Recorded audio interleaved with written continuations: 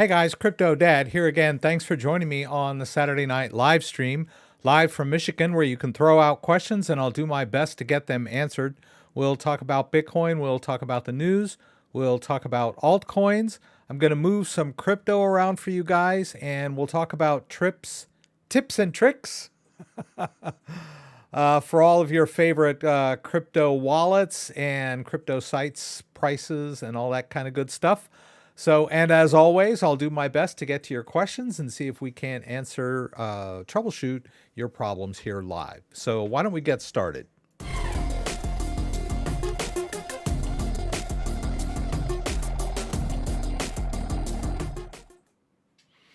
All right, welcome everybody. Thank you for joining me here on the Saturday night live stream. I'm Crypto Dad, your go-to source for all things about Bitcoin and cryptocurrency and self-custody and technical support.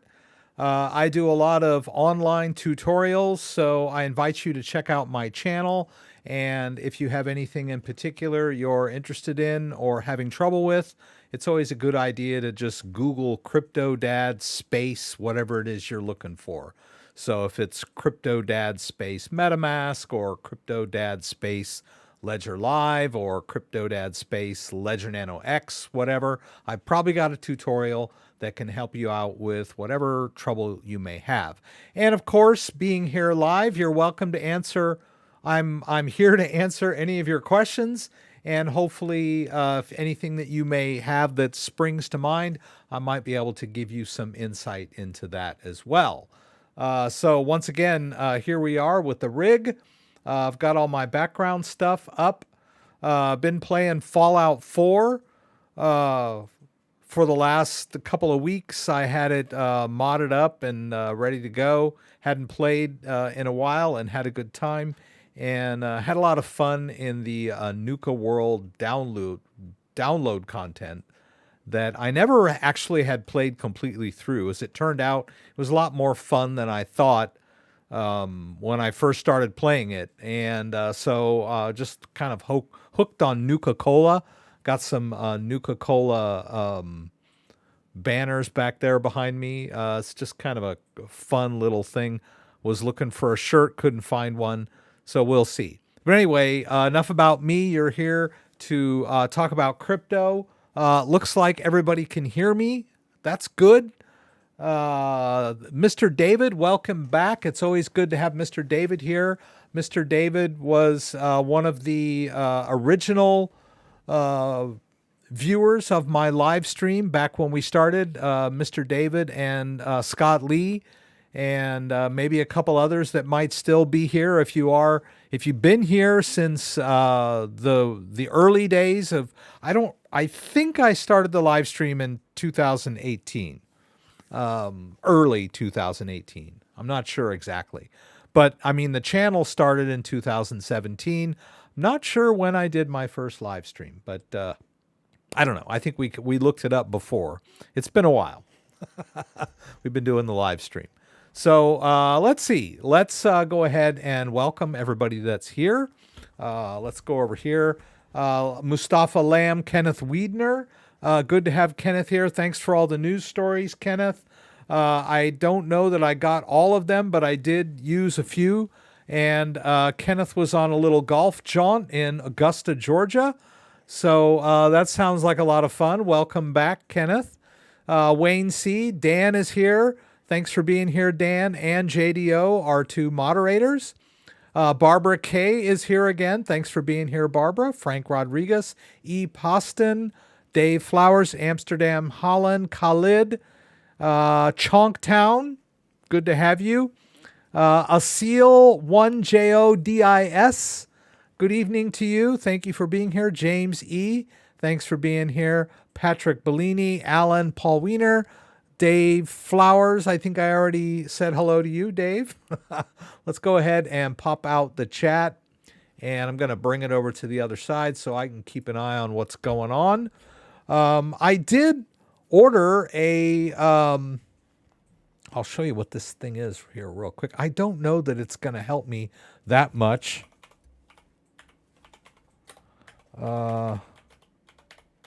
Oops.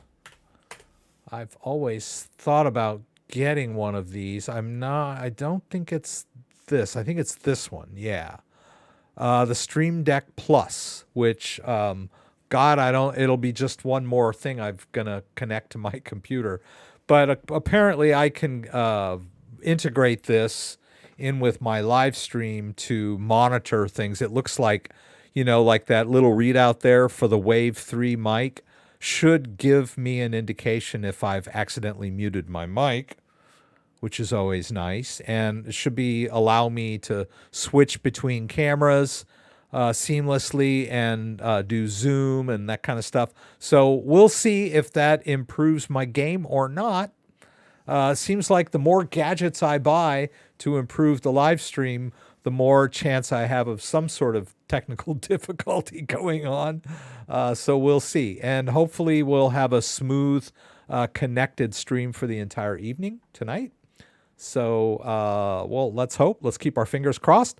Let me just, let's see. Let's go back over to Chrome here and direct your attention down below to the description, down below the video. There's stuff I want to do tonight.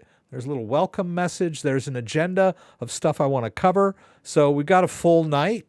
There's ways to connect with me on social media. We've got our disclaimer. Don't forget to like, share, and subscribe if you haven't done so already. I appreciate it. Got the news stories that we're going to cover tonight. Got quite a few, so I'll jump in.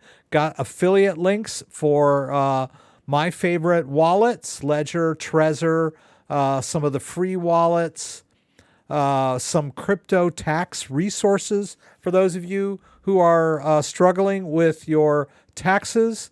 And their crypto-related stuff you're doing with your taxes, and some other affiliate links down there. So that should be enough to get you going. And let's go ahead and jump into the news. Sil, thanks for the tip. I appreciate it. Scott Lee is here. Let's check, see if we can figure this out. Oh, by the way, I did do a PancakeSwap tutorial video this week. I talked to them. They actually contacted me. It was kind of interesting.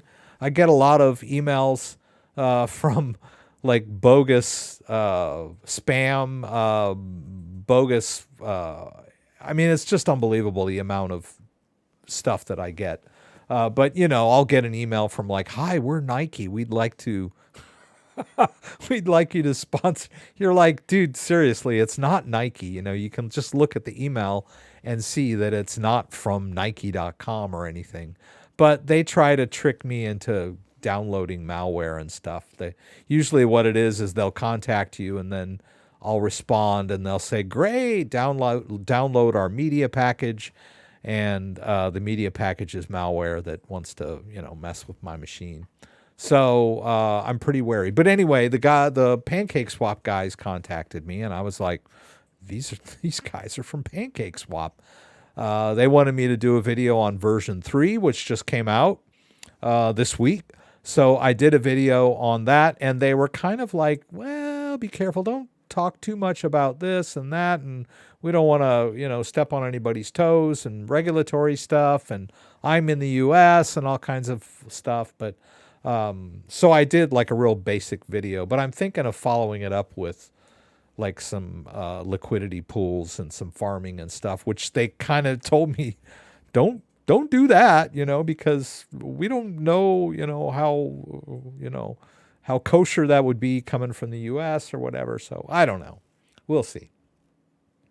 Anyway, so I did do a video. You might want to check that out. PancakeSwap version 3, their new version.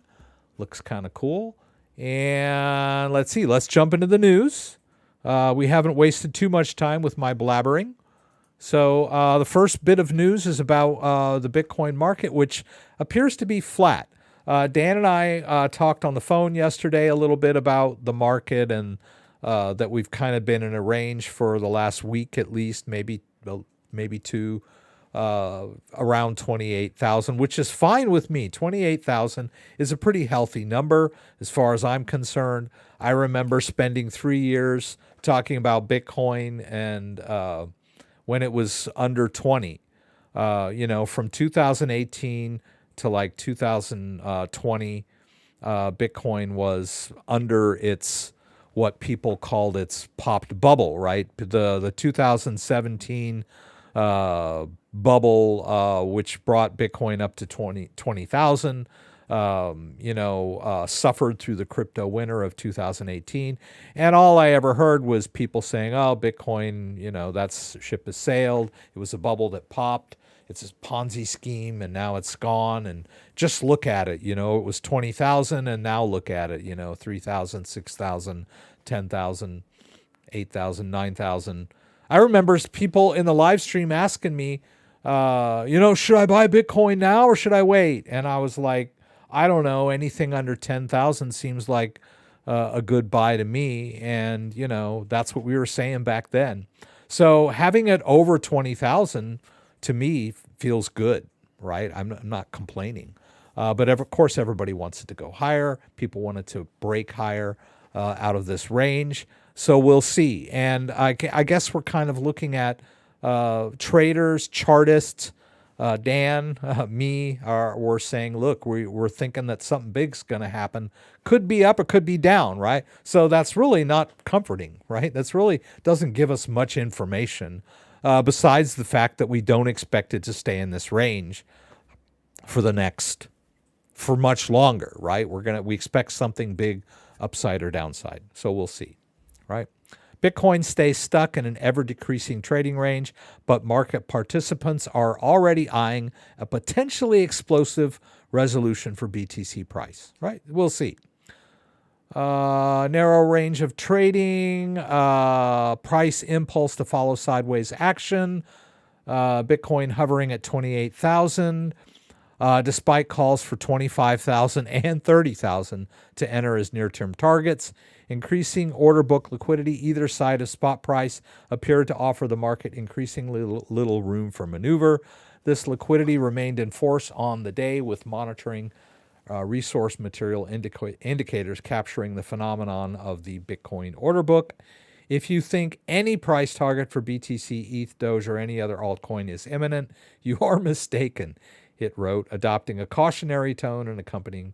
The only guarantee is is that these are among the risky of assets and nothing is guaranteed. Yeah, we've heard that in many ways and forms. The only guarantee is there's no guarantee, all that stuff.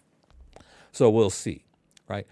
Speaking of Ethereum, which was mentioned in this sentence up here, Ethereum has been doing quite well lately, all the way up to 1900, although it's a little below that now. Let's see what we can see. I've got Bitcoin on crypto.com at 28,141 and Ethereum at $1,872. So not too much under 1,900, and that's pretty impressive.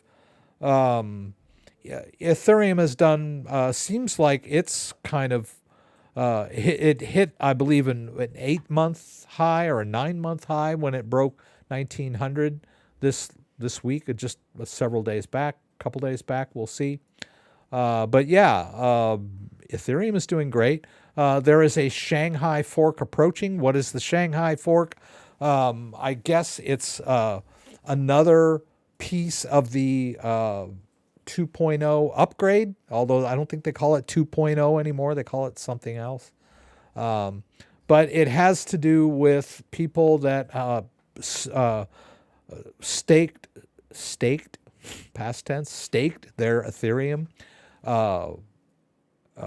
natively, right? You had to have at least 32 ETH to stake natively. And a lot of people staked less than that through Lido, but Lido, it's just kind of a secondary staking platform for Ethereum.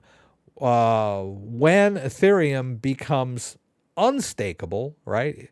The upgrade a few months back made it easy to stake Ethereum, and but a lot of people that pre-staked were locked in. So the Shanghai fork is looking forward to people being able to unstake their Ethereum easily, and so it makes it more flexible, more liquid. Of the staking is great, but being able to unstake is also pretty cool, right? So that's kind of what we're looking forward to with the Shanghai, right? The second largest cryptocurrency by market capitalization was recently trading at $1,876, 0.15 over the last 24 hours. Still, ETH has gained over 4% for the past 7 days as market participants eye Ethereum's April 12th Shanghai hard fork, which aims to address staked ETH withdrawals. After rising the day before, liquid staking tokens flattened on Thursday. LDO, which is Lido, I mentioned Lido, the governance token of the decentralized autonomous organization behind Lido, dropped by 3% for the day to hover around $2.50. One of their developers said on Twitter, the Lido stakers can expect their ETH withdrawals no sooner than early May. That's good news. How the Shanghai fork affects Ether's price remains uncertain, with some observers expecting selling pressure, but others expecting a surge amid fresh interest in the Ethereum platform. Okay. Larger institutional players often base whether or not they choose to get exposure to a certain asset on whether there is the option to get yield. Well, there's that option in Ethereum. Staking, but also now the ability to unstake provides that option, right? So, right. Ethereum's doing good. I just wanted to point out that the jobs report came out on Friday, the fake numbers. Actually, and you know, it wasn't that bad. It was mostly in line with expectations, but it wasn't a good jobs report, right? I forget what the headline was, but it sparked fears of Fed rate increases, or odds of Fed rate increases went up based on the quote unquote bad jobs report. Unemployment has been bad for quite some time, but the Bureau of Labor Statistics kind of massages the numbers and everything and tries to tell people that things are okay, don't worry.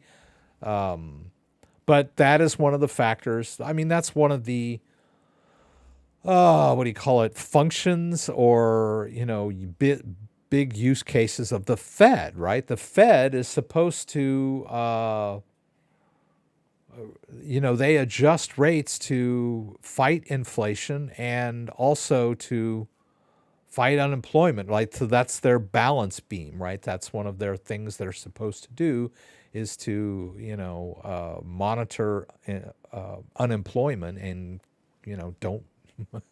don't throw everybody out of a job, right? So you don't want the economy too hot, or we don't want it too cold, right? And hot is inflation and cold is high unemployment, right? We don't want a bad economy due to high unemployment. That's what happened in the Great Depression, right? Everybody lost their job, right? So yeah, the Fed is supposed to be monitoring that. So that is why, a so-called bad jobs report is bad for Fed rate expectations, right? So we'll see, right? And here we go. Bitcoin is kind of flowing along with the rest of the broader economy, right? So there we go. Although a lot of the jobs report, it's not really covered in this article, but a lot of what was the jobs report was kind of a stripping away of the what they call seasonal adjustments, and kind of laid bare that, hey, all of your seasonal adjustments had to be readjusted, and now we can see that employment wasn't as great as you were saying it was. But that's a story for another day, right? You've heard me talk about how fake the BLS numbers are for unemployment and inflation. So I wanted to cover this a little bit. Kenneth sent me a couple articles related to this. Binance US is having trouble finding bank partners in the US. I believe Binance was using Signature Bank for connecting customers going back and forth between their exchange and fiat currency, right? And they lost, I believe they were using Signature Bank as their bank, right? And they're looking for a new bank. They also have Prime Trust, which is kind of a third party.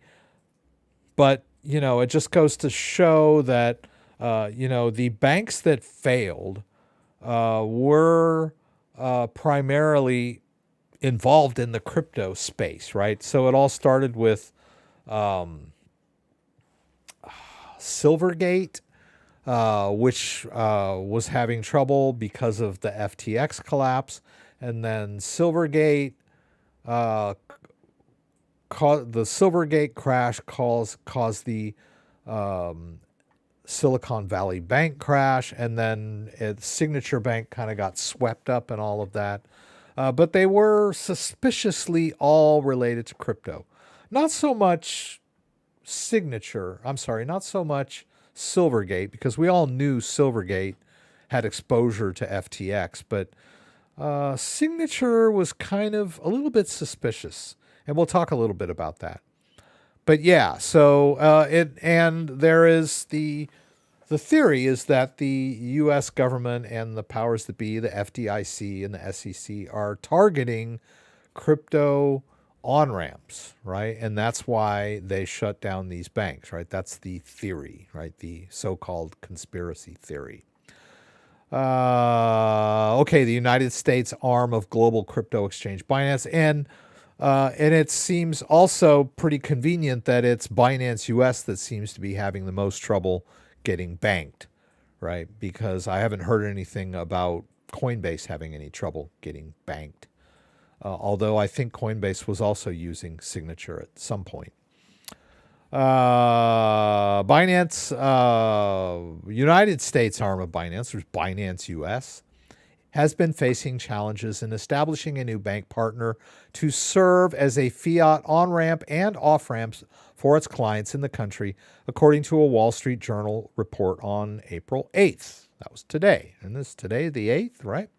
The recent failures of Silvergate and Signature Bank left Binance US without banking services, depending on middleman's banks to store funds on its behalf, according to the Wall Street Journal, citing people familiar with the matter. What does that mean, people familiar with the matter? When I was a kid and you read a news story about anything, they quoted somebody. They didn't say like somebody that refused to be identified, or government officials familiar with the matter, or officials that spoke on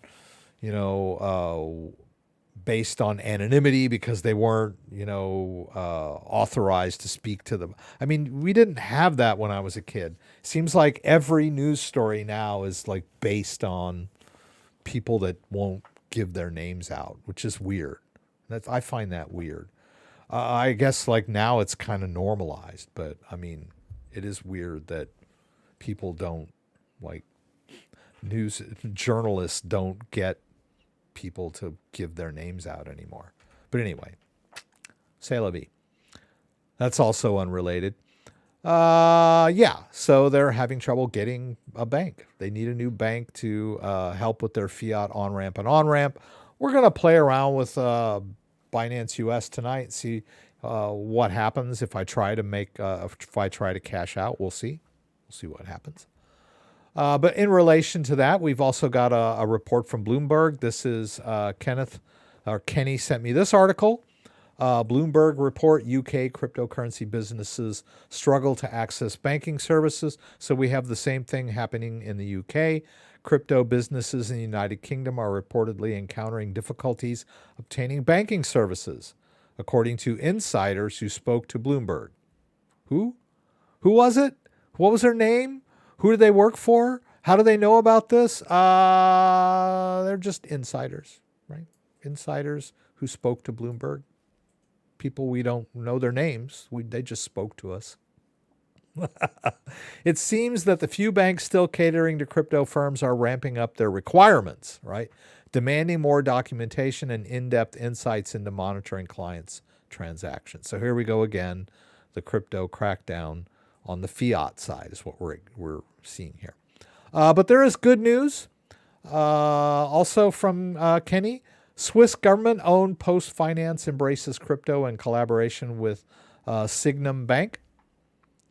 One of Switzerland's financial institutions, Post Finance, has announced plans to offer its users access to cryptocurrencies thanks to a collaboration with regulated digital asset services provider Signum Bank.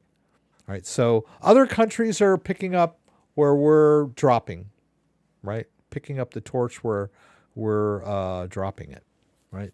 We talked last week about crypto firms seeking greener pastures outside U.S. jurisdictions, like Ripple. Bittrex is closing down U.S. operations. So they're being chased out of the U.S. What does this mean for us?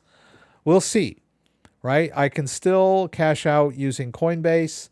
As far as I know, I can still cash out using Kraken.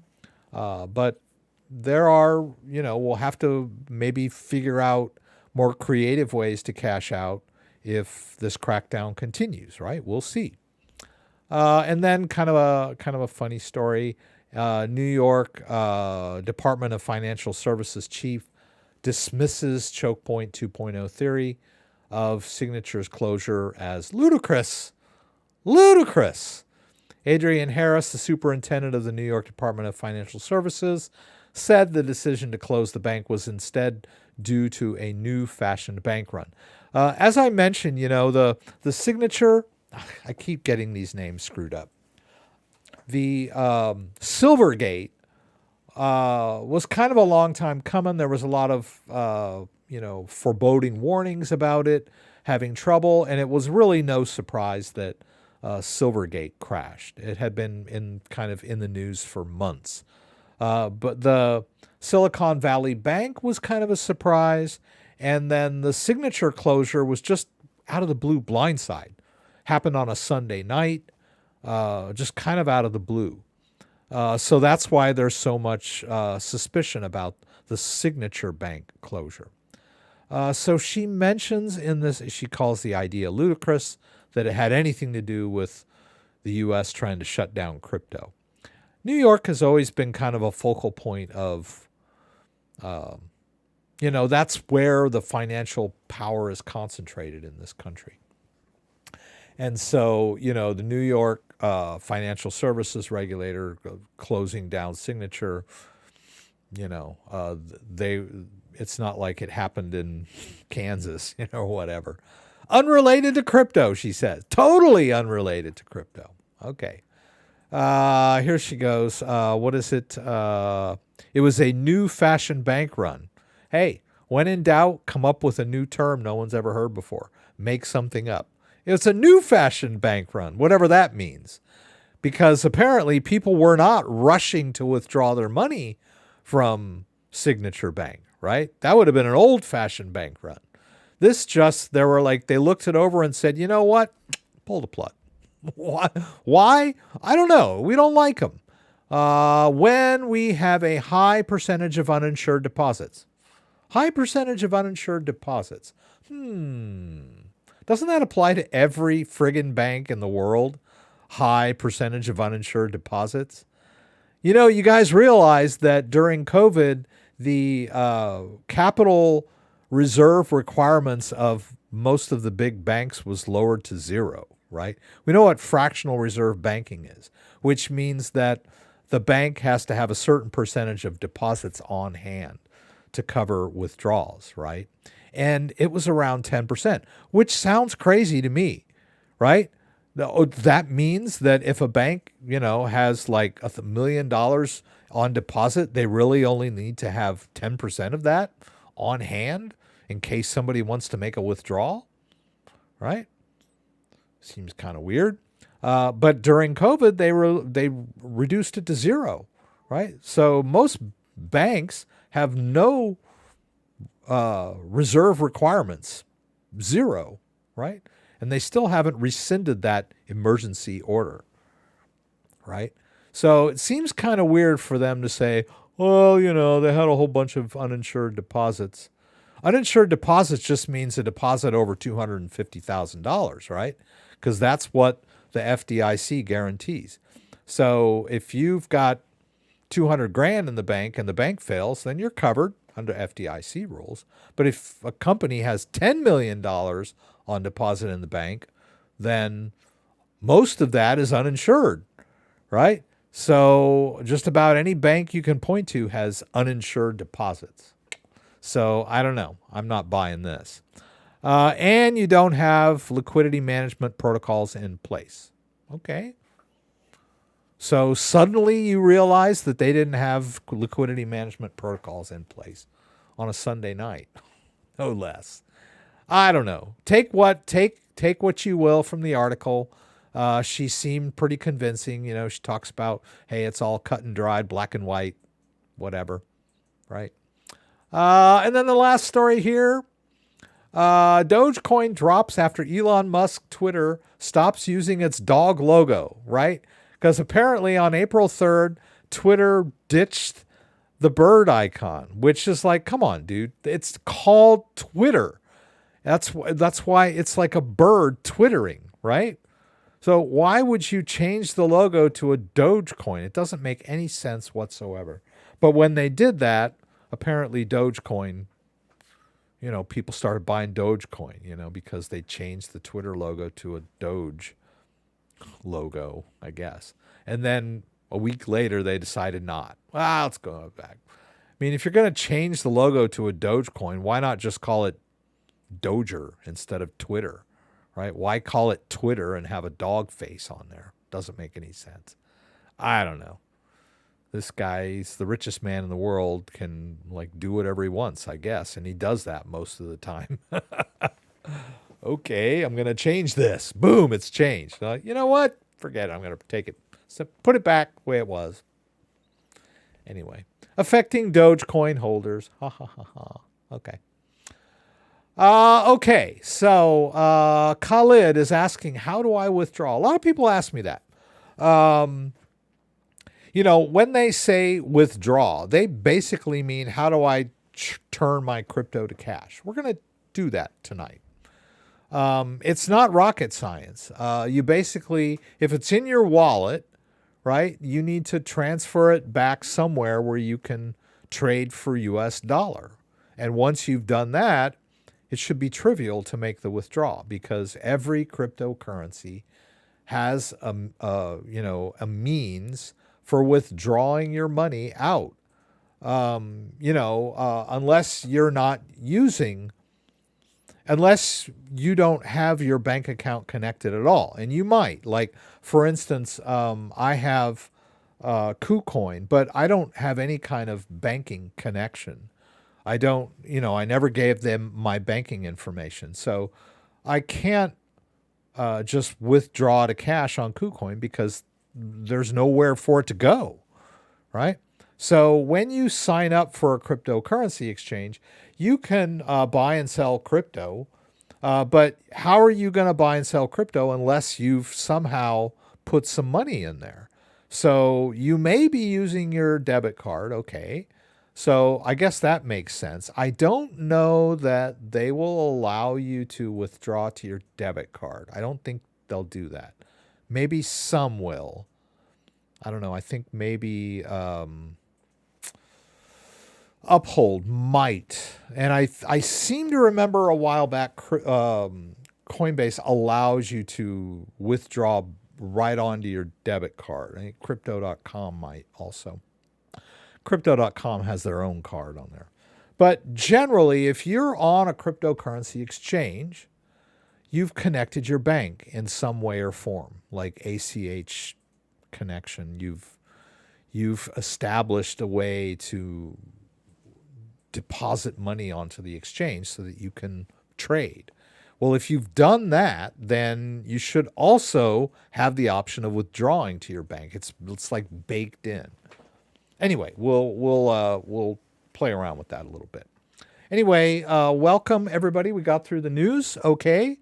My mic is working. My cameras are working. My lights are working. The stream is streaming. Seems like everything's okay this week, right? Uh-huh. Everything seems to be okay. Got the laptop over there just in case all hell breaks loose. I did kind of want to go through the MetaMask thing here real quick. Yeah, before we get to the cash out, let's do MetaMask because I want to show you. Every week I'll show you something in MetaMask, and I'm having trouble with MetaMask today.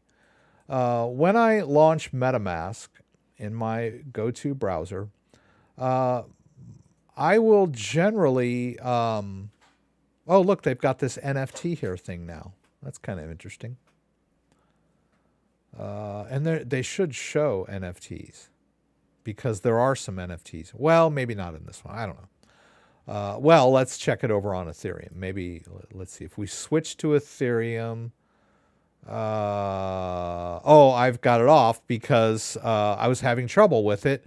Because when I click these three dots, I'm supposed to. When I click the three dots up here is when it makes it big, so that the MetaMask is displayed in my browser tab. And I do that every week because so you can see it better. So, but when I click these three dots and hit expand view, it worked. Okay.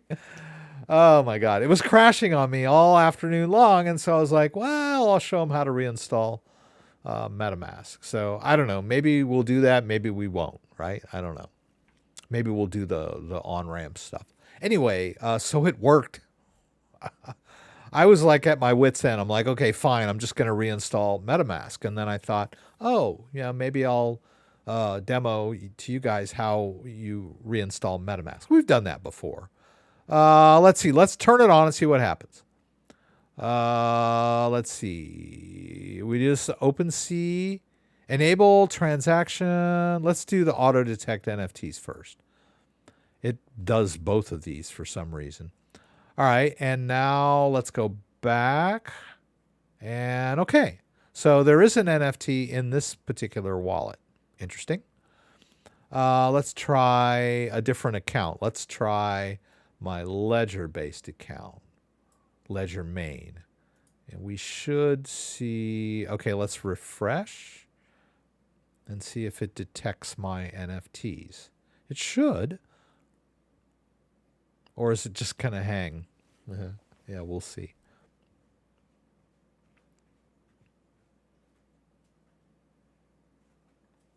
Or not. Okay.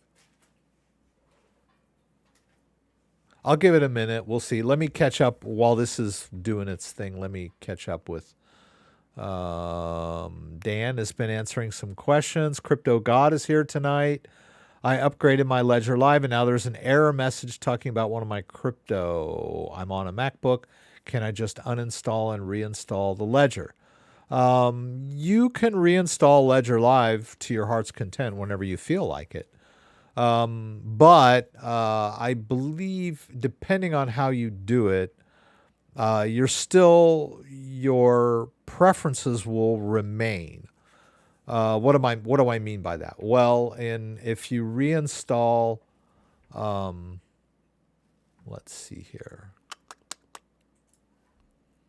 All right, so if you go into your C drive, now you're on a Mac, so this would be in your preferences folder. And the preferences folder on a Mac is kind of a hidden folder that if you, like when you go up to the top and hit go or whatever, I think it's still go, and you hold down your option key, you'll see that little preferences folder. And that's where your Ledger Live preferences are stored. So when you uninstall Ledger Live, it does not delete that folder. The same thing when you uninstall Ledger Live. I go into the users folder here under your name, into the app data folder, which is hidden in Windows too, but I have reveal, show hidden items, right? So hidden items is the app data folder, right? So if I open that up and look in roaming, that's where my Ledger Live preferences folder is. This has got all this stuff in it. and it has got all the stuff of my accounts and all that stuff. So that if I uninstall Ledger Live by just going to my Windows, where are we here? Apps. So if I just go to into my settings and just uninstall it, right? And just like this, it won't delete that folder. So the next time I install Ledger Live, it'll just pull up right the way it was before, which is fine. That sometimes that fixes stuff, but other times what you want is a clean install. And you should be able to do that. You could do that by going into Ledger Live and then going up here to the settings in the corner and then go to help. And then you've got this reset button, like it's a red button. It's kind of scary. That will wipe all of your preferences out of Ledger Live. It's basically kind of like an inline uninstall, right? So Ledger Live will still be installed on your computer, but all your preferences will be gone. I'm not sure what your error message is, Crypto God. You could, but when I'm troubleshooting, I always try the least invasive solutions first. And yeah, you'll probably go, yeah, I did that, right? But, hear me out. You can start with clear cache if you haven't done that already. You can also simply get rid of the offending account. If you're getting some kind of weird error message on an account, you can just go and right-click on the account and just go to edit and then remove from portfolio. So you might try that before you do a complete wipe and reinstall.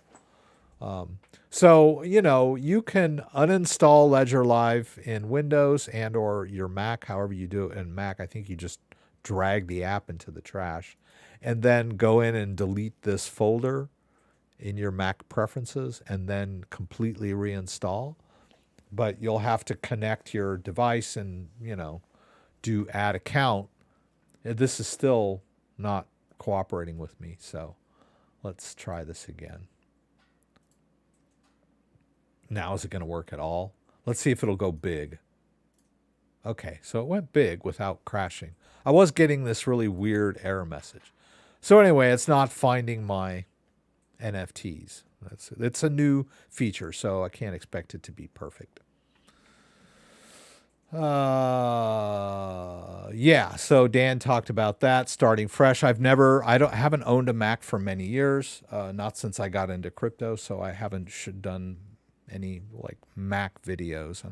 Although I have been hearing some people having issues with Mac and Ledger Live, because when you install the latest version of Ledger Live, some Macs and some OSs say this program is not compatible, you got to upgrade, which is what Macs do notoriously. Macs are great computers, and some people own them for like 5, 6, 7 years. So if you've got a 7-year-old Mac and you haven't been updating your OS, then it's pretty likely that something's going to tell you it's not compatible, right? You're supposed to keep your system up to date. But, basically, the more you try to keep your Mac up to date, the more likely it is you're going to run into one of those conundrums where you're forced to buy a new machine, because you'll download software, it'll tell you it's not compatible. You got to update your OS. You update your OS, and then it tells you, your chip doesn't support the latest Mac OS, which means you got to go buy a new Mac. All right, so some people like to avoid that, and so they just kind of tread water for as long as they can. But when you're dealing with Ledger Live and your crypto, it's kind of like, hey, I need this. So you can float along and don't update your Ledger Live. There is a way to, I think on the Ledger Live website, to get older versions of Ledger Live, which might be a temporary solution.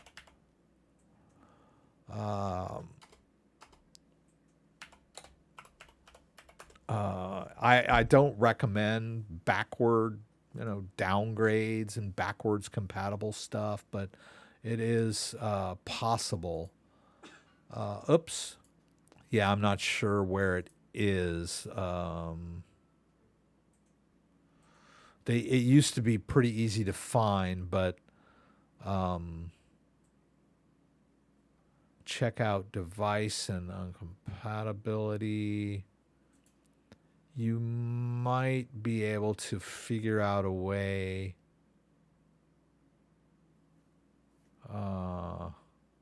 Well, you could always just Google it too.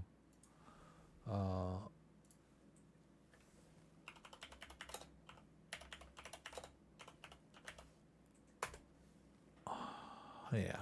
Okay. So yeah, you might be able to downgrade to an older version of Ledger Live at least if you're not ready to run out and buy a new Mac. Okay.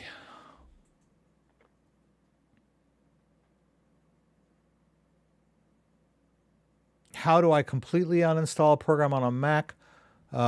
Press and hold the Option key and click and hold any app until the apps jiggle. Click the delete button. Oh, Dan's doing all his Mac stuff, Mac homework. That's good. Yeah. So yeah, you can uninstall on a Mac. If you don't know how to, if you've never done it, you can Google it or listen to Dan. He's giving you good advice here. Let's see. I use Coinbase, blah, blah, blah. Slowing down too, trying to convince my husband he needs to do the same. Keeping up with him at a tiny farm is hard at our age. Well, Barbara, I'll come over and pull some weeds for you, maybe. I don't know where you're at. I could use the exercise. Currently use Coinbase, Binance US, Crypto.com. Crypto.com is a great on-ramp, off-ramp. I don't have my wallet down here with me, but you can, very easy to offload crypto onto your Crypto.com card. You can, like if you tap the card there and you do a top up, you can very easily top up your card with Bitcoin or whatever. And once it's on the card, once you have a balance on the card, you can use it as, it's an ATM card. It's a secured ATM card. But once you top up on your Crypto.com, you can go to an ATM and make a withdrawal. I mean, you'll have to pay some fees, but yeah, that's easy. Or you can just buy something with the card, if that's what, if you need cash and you want to buy, most of the time when you need cash, it's because you want to buy something, right? So if you're like, oh man, I want to buy some new shoes and I don't have any money, but I have crypto, then, offload to your card and go in there to the shoe store. They take Visa, right? Anyway, what we were going to talk about, we were going to do a Binance US. So let's see. I have some crypto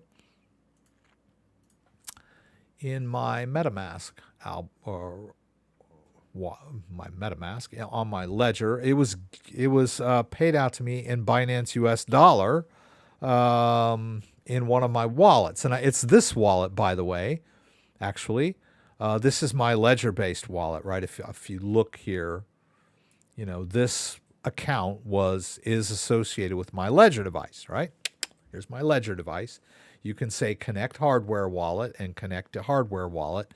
And now your MetaMask has access to at least your Ethereum part of your ledger, right? The wallet that is being secured by the ledger device, right? There's no crypto in there. The crypto doesn't go in there, right? The crypto's on the blockchain, but the private keys are here.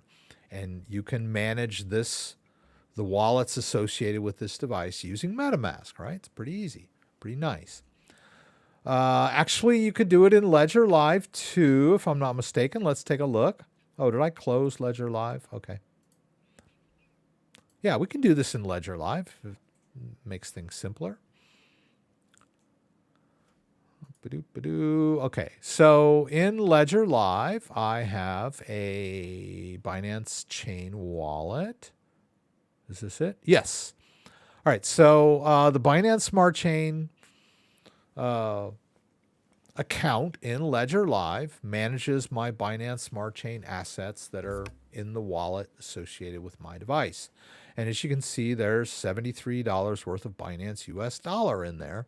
So why don't we put this over on Binance US and see if we can't turn it into cash? Sounds like a plan, right? So let's go ahead and open up our Binance account, right? And now I would like to make a deposit into my Binance US account, right? And what do I want to deposit? Well, let's put in that Binance US dollar, right? There it goes. All right. And ERC20, no. Actually, we talked about this with Coinbase too. They have all these deposit networks, but the address never changes. So it really doesn't matter. They'll detect it when it comes in. But just to be thorough, let's go ahead and say we're using BEP20, right? We're using Binance Smart Chain. All right. And let me go ahead and fire up the camera over here so you guys can see what I'm doing. Let's zoom in so you can see my device here. See what's going on, right? Because I will have to authorize this outgoing transaction. I'm going to go ahead and get my PIN entered.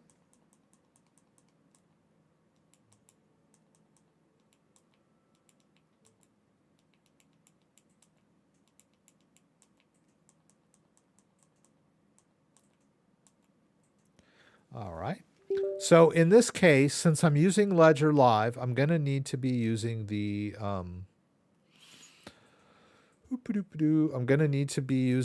Binance Chain app, right? Actually, they used to have the one for the Binance BEP2, but I don't think it disappeared. Anyway, let's not talk about the different chains on Binance. Wait, that was it, right? Binance Smart Chain, right? That's the app, right? So there, I'm in the right app to make my withdrawal. I've told it that I'm going to give it Binance Smart Chain, and so there's the address. I copied it into my clipboard. We're talking about how do I cash out, right? All right, so I have some crypto in my wallet. That's about $73. And it's inside this Binance Smart Chain account in Ledger Live, right? I could also see it over here too, right? If I switch over to Binance Smart Chain in MetaMask, I can, let's see, why is it's not showing up? Oh, there, okay. See? I can see it in MetaMask too, but I'm not, if I were using MetaMask, I'd need to use a different app on my device. So let's just keep it simple and do Ledger Live. All right, let's do the Ledger Live use case. Okay, so I can, I need to send this token. So I can just click on it here so that I've got this token pulled up. Let's do our send. Right? And let's enter the Binance Smart Chain address. That's the address of our Binance US account. It always gives me this auto verification failed. It's just a warning. It's not a deal breaker, right? All you have to do is eyeball it and make sure it's the right address, right? Doesn't mean it's not going to work. Just means it won't auto verify, whatever that means. All right.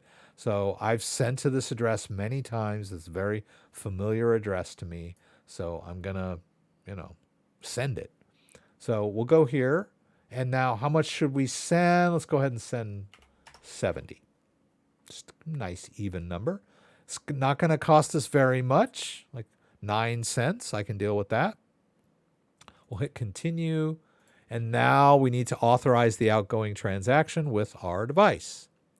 So here we are sending crypto out of our own wallet to an exchange, right? With the ultimate objective of cashing it out. We want it in our bank. We want to be able to spend it. We have to pay a little bit of BNB to do this, right? It's a BNB-based wallet. It's a BNB-based token. and there's some BNB in the wallet to cover gas fees, just like Ethereum covers gas fees in an Ethereum wallet. BNB token or Binance token, BNB, is the token that covers fees for trades and transfers, right? Let's go ahead and accept and send, and off it goes. I'm not sure how long it's going to take to get over to Binance US. Shouldn't take too long because it is their native token, right? We can view the details if we want. We sent $70 worth. Now it just disappeared. I don't know why. Panic. No, there's no reason to panic.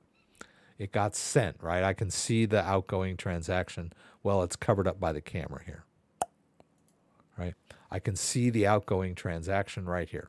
So I know it went. And I should get an email from Binance US shortly saying, hey, you just made a deposit.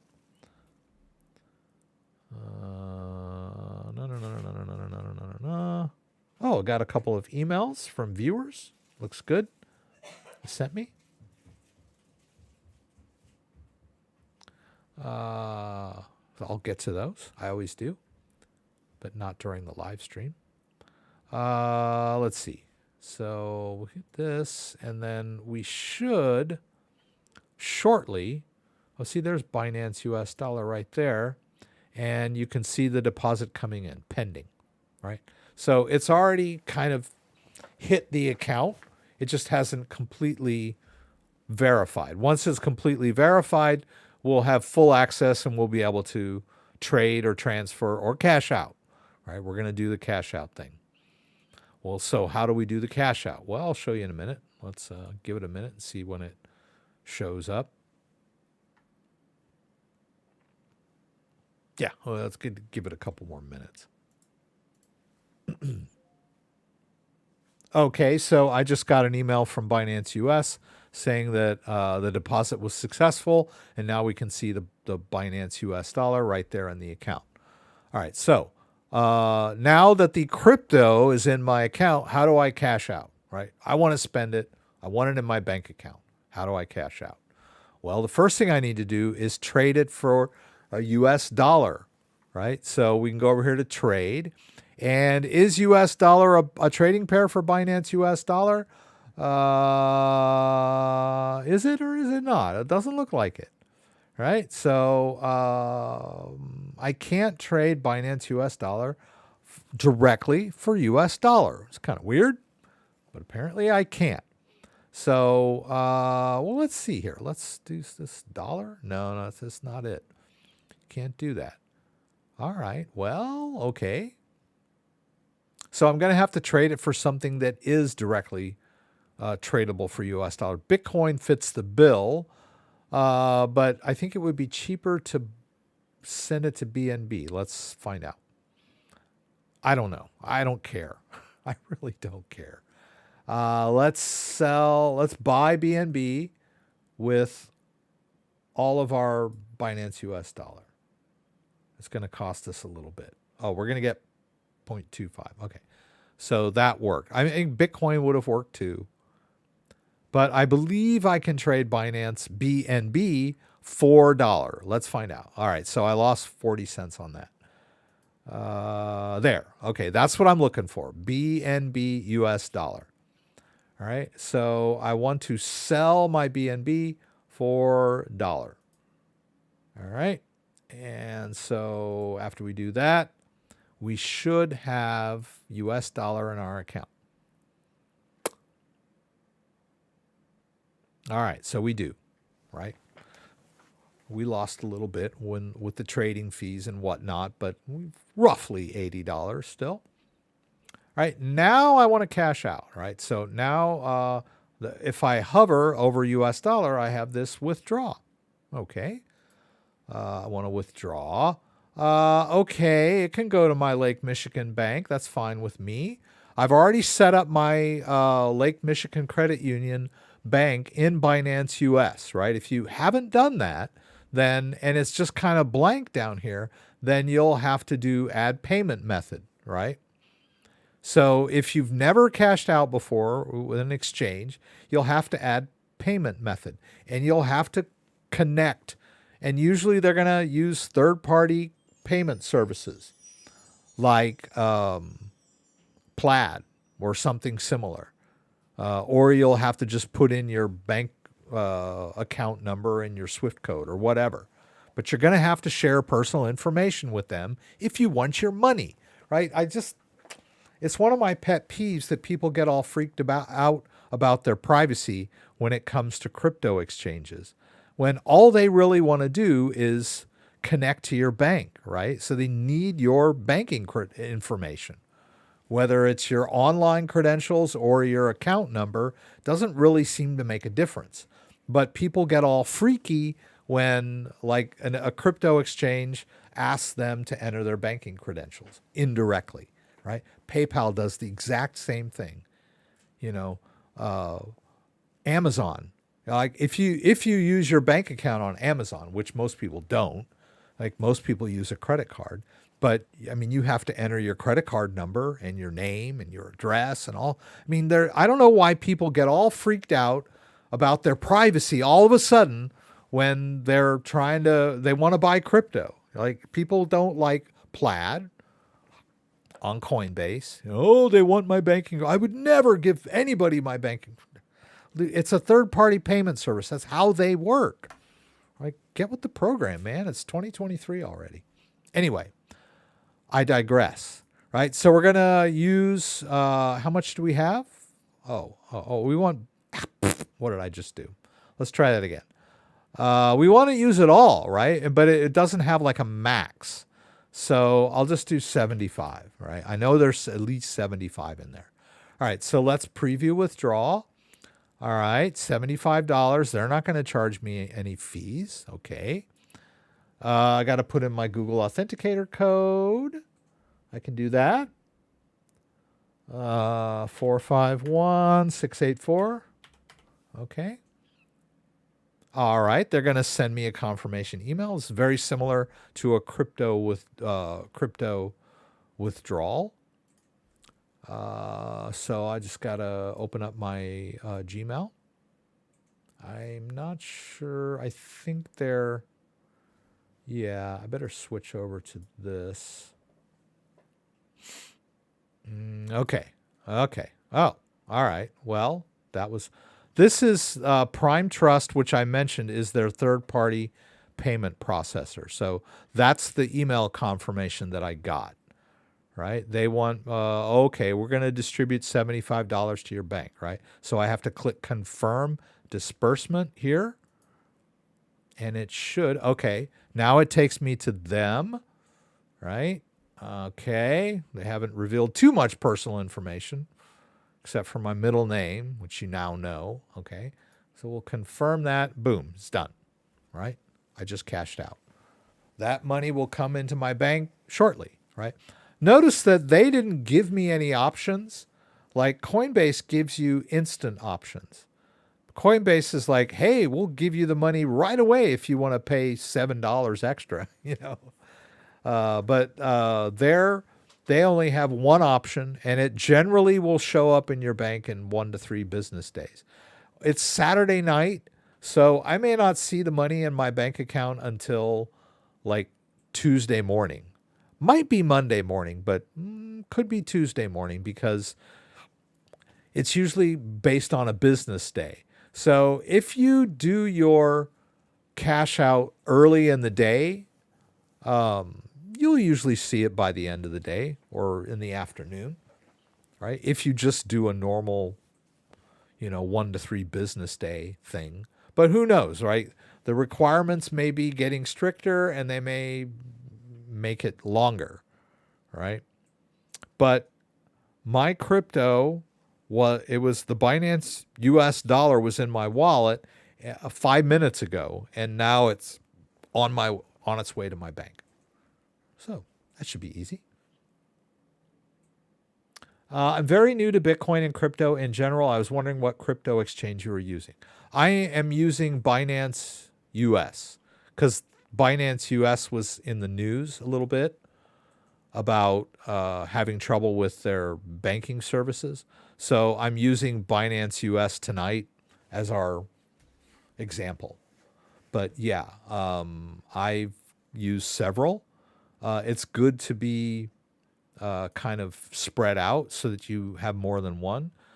Generally, I'll do Coinbase because that's the biggest one in the US. And then Binance US is kind of number 2 for me. Kraken is a good one. That's a US based exchange. Kraken is a good exchange. Coinbase is a good exchange. Those are the big ones in the US, right? You'll also see me use KuCoin, but KuCoin is outside of your US jurisdiction. I don't use KuCoin to cash out, but I do occasionally use it to trade. Right? But I have to fund it with crypto, not US dollar. Also, Uphold. I'm not a huge fan of Uphold. I find it a little like clunky and hard to use, and they're always like coming up with new hoops I have to jump through in order to stay regulatory compliant, I'm assuming. But it might not be Uphold. It might just be the people they deal with, right? But yeah, I find Uphold a little funky and hard to use. And I've been using Uphold for a long time too. I still find it weird. But anyway, let's see here. We can move crypto from any wallet to any exchange, right? There's no restrictions on crypto is crypto, right? I get a lot of people, they'll say stuff like, can I move my Bitcoin to any exchange? Or they'll say, do I have to move my Bitcoin back to where I bought it? If I bought it on Coinbase and put it in my wallet, do I have to move it back to Coinbase if I want to cash out? The answer is no. You can move any crypto to any exchange. Any exchange that allows you to make a deposit is fair game, right? Because there's no like, oh, wait, that's Coinbase Bitcoin. You bought that Bitcoin on Coinbase. We can't take that. They don't care where you got your Bitcoin or where it's coming from, really. I mean, besides, all this, financial regulation stuff about money laundering and whatnot. But generally, I mean, if I'm in the US and I have a Bitcoin wallet, I can transfer my Bitcoin to any exchange that accepts Bitcoin, right? Not every exchange accepts Binance US dollar, right? I chose Binance US mostly because we were talking about it, but also because I had some Binance US dollar laying around in my wallet, and you can't deposit Binance US dollar on Coinbase, as far as I know. Let's just double check, but I'm pretty sure they won't take Binance US dollar. So like if I try to send, well, in this case, I'm actually receiving. Is this going to flake out on me? This flaked out on me the other day. Yeah, it flaked out on me the other day. Why? So anyway, you have to go in here and say, search for Binance US dollar. Oh, I guess you can. All right. Surprise, surprise. And then go over here to balance, and then we should be able to do a receive. Oh, so I stand corrected. I could have dropped that Binance US dollar into Coinbase. That's kind of a surprise for me. Let's see. Is there, I was also thinking about getting into the DeFi space to make passive income and then convert my crypto earnings into Bitcoin and then getting a hardware wallet. Okay. Are there any non-KYC platforms to convert DeFi passive income earnings into Bitcoin, or do you need KYC for that also? Most DeFi platforms are Ethereum based. So, but there are ways of, like, if you want to trade for Bitcoin, you don't have to sign up for an account. You can sign up for an account on KuCoin with no KYC. Basically, all you need is a username and a password. You need a valid email, right? Because they're going to send you emails for confirmation when you make withdrawals and stuff. But you don't need to give them any personal information. Also, this other one here, I'll drop this in here.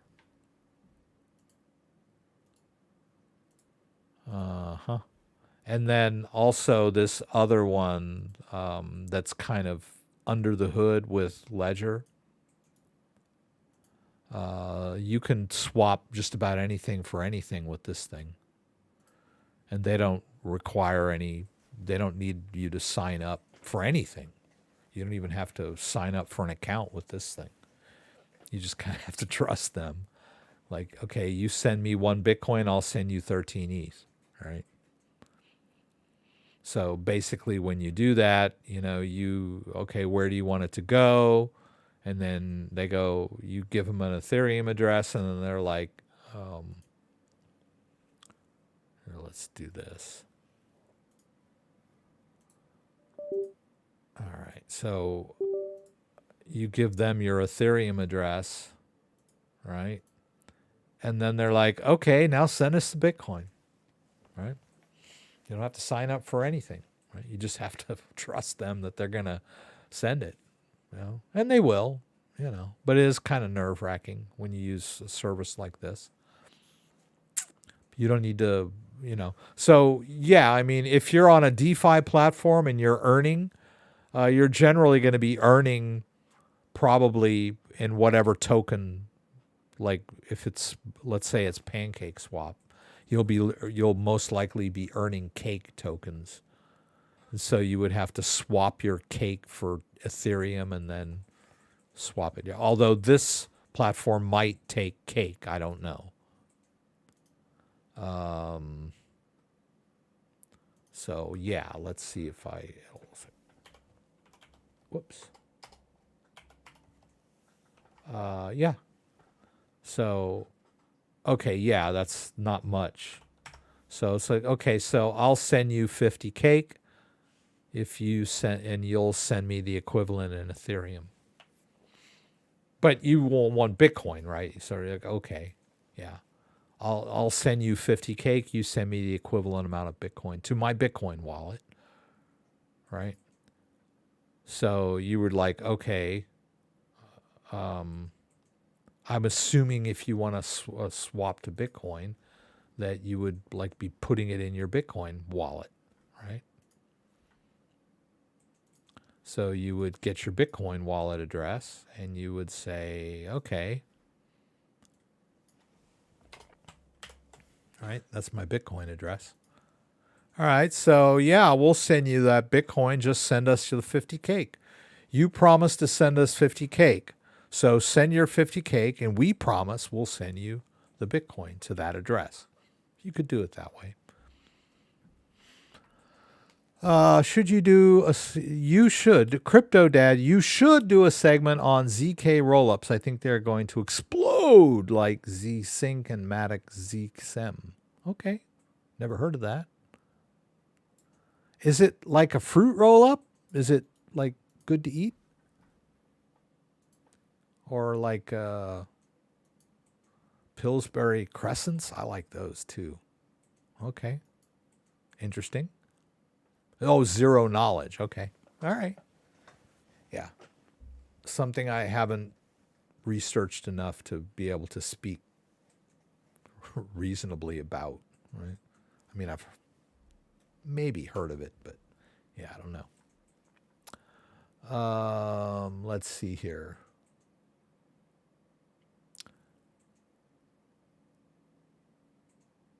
Yeah, you have to be careful with DeFi platforms. A good site is to check DeFi is DeFi Station. DeFi Station just kind of gives you the top sites. So if you're looking at some kind of shady site that's like, way down here, it's like you can research it on this site to see how popular it is, right? So as you can see, PancakeSwap is number one.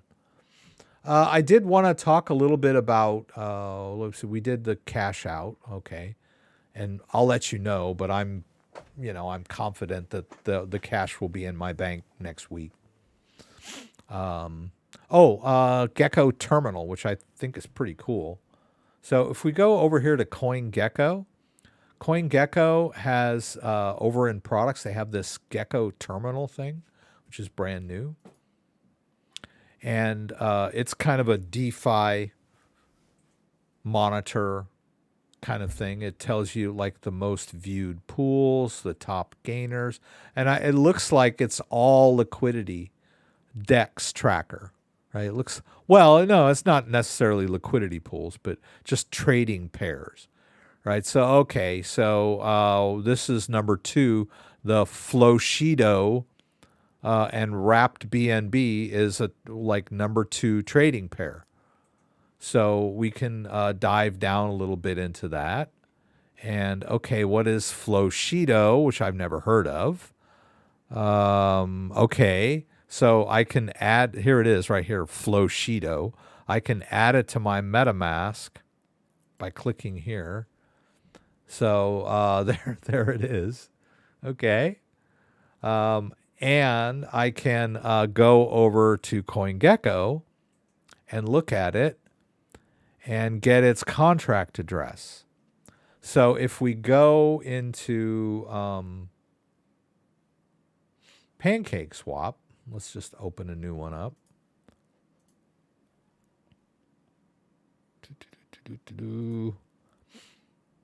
And say, okay, well, I have some BNB token.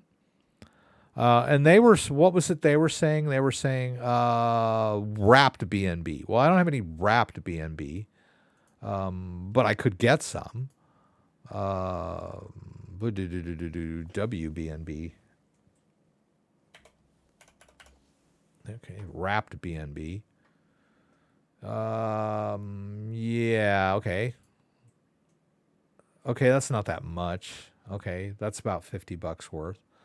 So we wrap our BNB. Because some of these trading pairs, like they may not even have a trading pair for this other one. But anyway, we've got this, right? So, and we want to make sure we get the right token, right? We don't want to just search by name because there might be some like imposter tokens out there with the same name. So what I want to do is I want to trade my wrapped BNB for that token, right? Flowshido, whatever it is.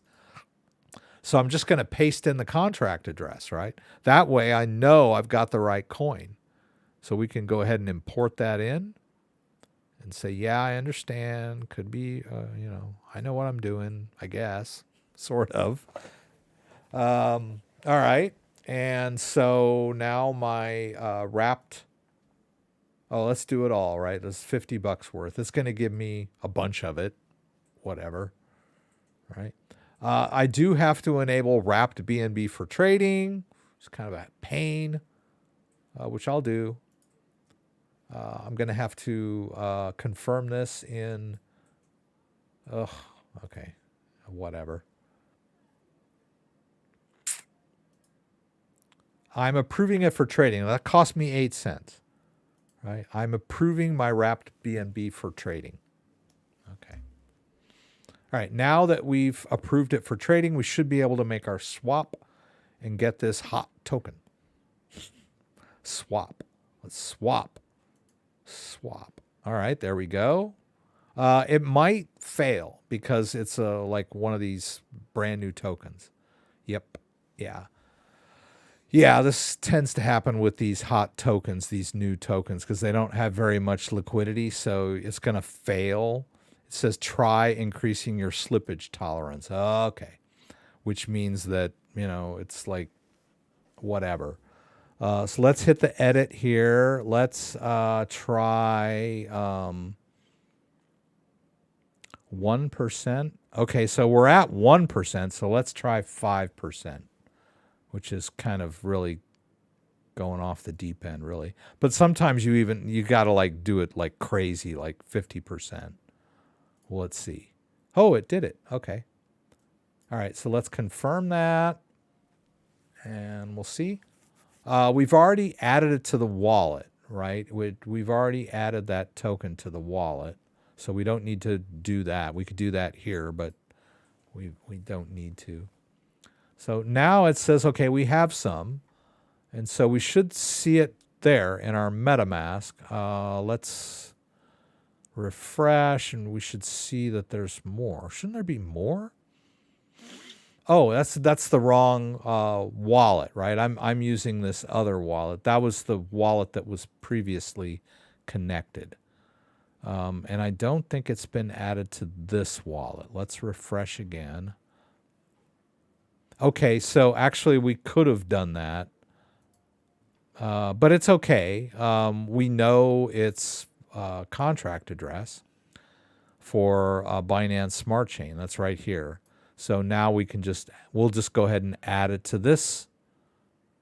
We'll just do the manual import, right? And there it is. And that's the token we just bought. All right, so we got $45 worth of that token, right? And we can see it in our assets if we scroll down. Here it is. That's just a walkthrough of, okay, I found this token, which I knew nothing about. So it was like based on nothing more than me seeing it in this list as being a popular, most viewed. It's like, okay. But what's cool about this site is I can say, okay, let's go down here to Solana. And what's being traded on Solana? What are the top pairs on Solana? And what is the exchange they're talking about? Well, Radium is the exchange. So, that's a Solana-based swap. It's a Solana DEX, right? So that would be, if we go into our Solana wallet, which I haven't done in quite some time. For some reason, I do my Solana over here. I don't know why, but I do. So, like for the Soulflare wallet,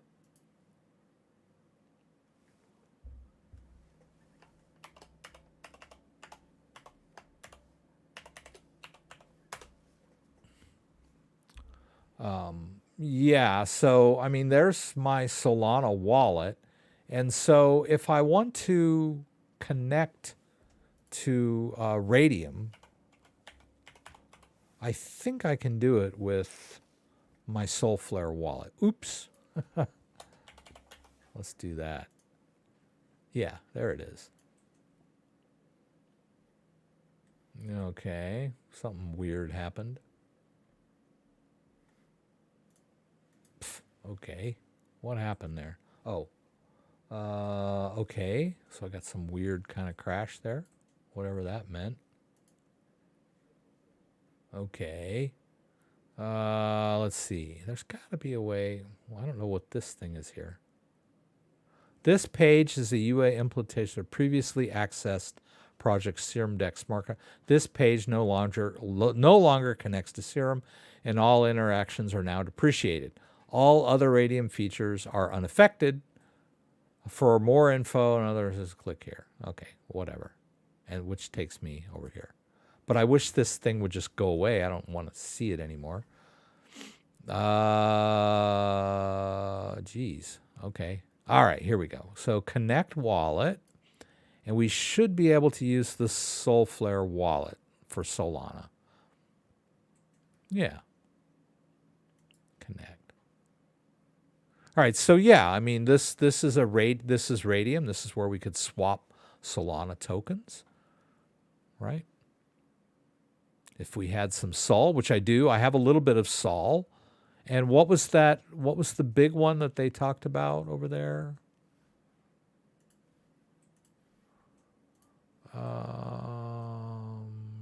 Radium slow and MSOL. I don't know what MSOL is either. I don't know what slow is either. Okay, but let's click on it. So the pair, okay, it's slow. I don't know what MSOL is. But, okay, this is the contract address. So if we go over here and we say, okay, I would like to find this token. There it is, slow. Yeah, okay. So I could buy a little bit of this if I wanted to. Not sure how much Sol is in there. Let's do, I don't know, how much is Sol worth right now? Sol is worth, Solana, that's $20. Okay. So we're not risking that much, right?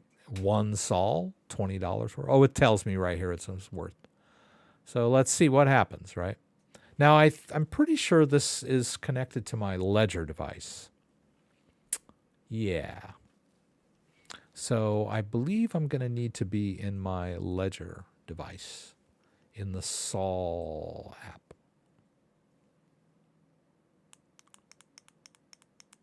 I'm pretty sure. Whoops. There's Solana. So let's see what happens. It's been a while since I've used Solana. I don't know how I got over here, but I did. Alrighty. I don't know what this is. Is this bad or is this good? Oh, whatever. Let's just approve it. Oh, swap error. Yeah, it's going to be a hassle. I haven't done this in a while. Huh, that's weird. Nah. It's been a long time since I played around with this. So I'll have to figure out what's going on with it.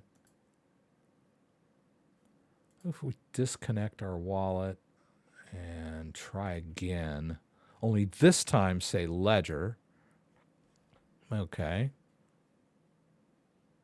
And we're in the Sol app.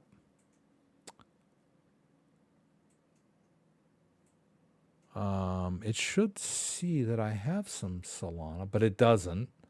Oh, this is the wrong wallet anyway.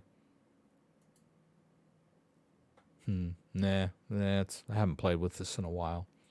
Though there's more than one wallet on my Ledger device that has Sol in it, but it didn't ask me. It didn't go, which wallet do you want to use? It just connected me to this one, which doesn't have any Sol in there. Anyway, we can play with it later. I kind of got off on a tangent there. That's not really good stuff for beginners, right? Let me just go back over here and see how many people I've lost.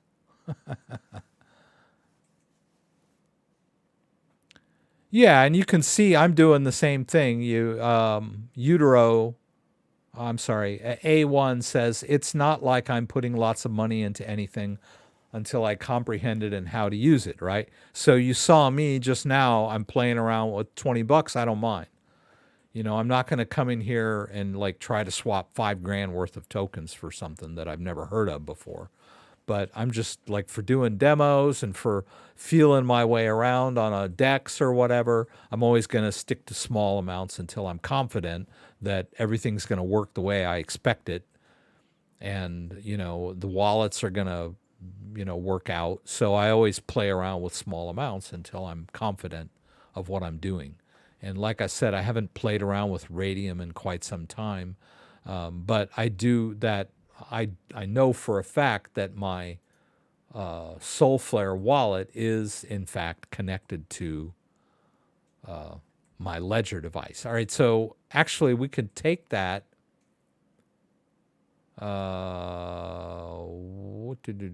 We had it there for a second, didn't we? No. Or was it over here? Oops. We had the address of the contractor address of Sol. We could go over here and see if perhaps we could basically do the same thing within the Soulflare wallet, by going to their little swap thing and saying, okay, I have some sol. Oh, they call it wrapped sol. Well, this is wrapped sol. Maybe that was why it wasn't working in Radium. I don't know. Now let's search for that token, right? That slow thing. Is it going to do it? Okay. It doesn't allow me to search by contract address, which would be nice. But see, it's there, and the icon looks the same, but it's got a little icon, which I don't know what that means. Yeah. Well, let's do it. Let's try it, right? Let's try the same thing we just tried, only this time we'll use the Solflare swap feature. See if we can't get our hands on this little token. We'll do swap now. Okay, yeah, see, it's still like not playing nice with my Ledger device. I don't know why.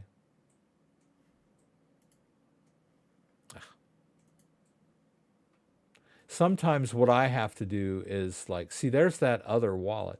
Sometimes I have to just like remove the wallet and then add it again if I can. I think I screwed everything up now. Okay. Yeah, now I messed it all up.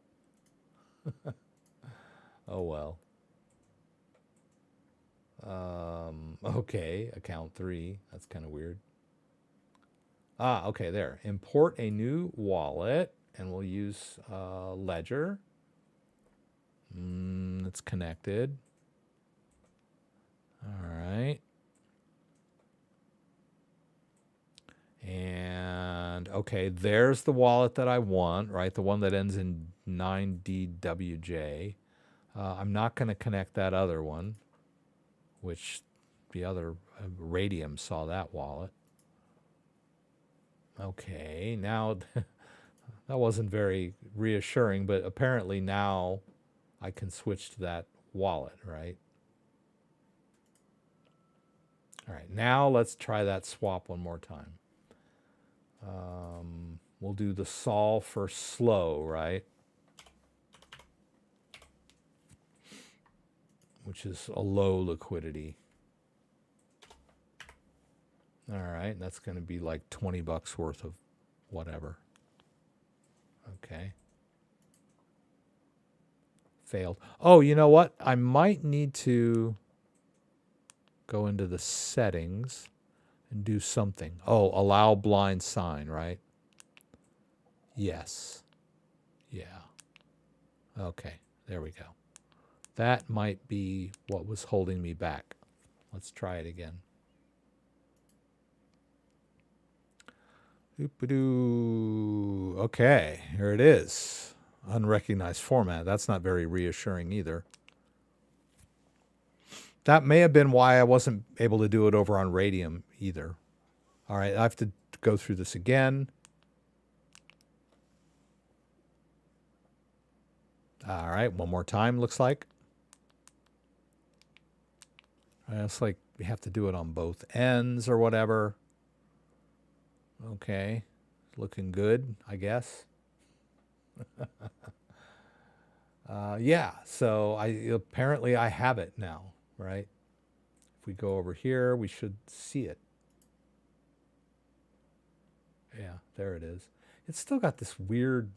Oh, this is an unverified token and may not represent the token it claims to be. Oops. I just bought $20 worth of like a faux token or whatever. Who knows? Yeah.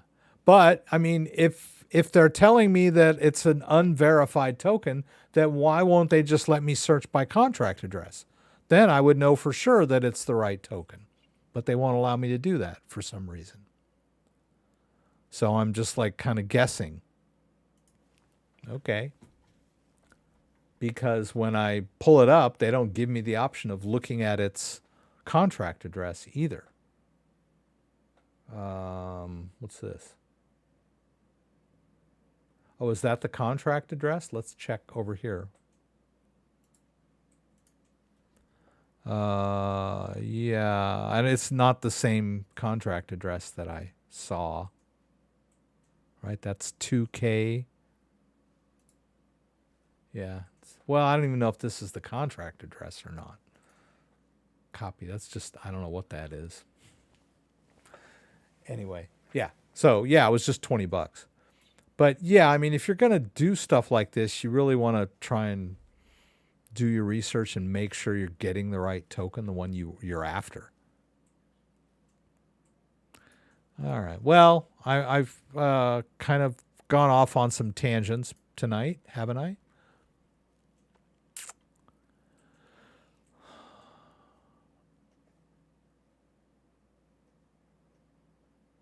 MSol is Marinade Solana. It's from a Liquid DeFi website. Oh, well, there you learn something new every night, every day.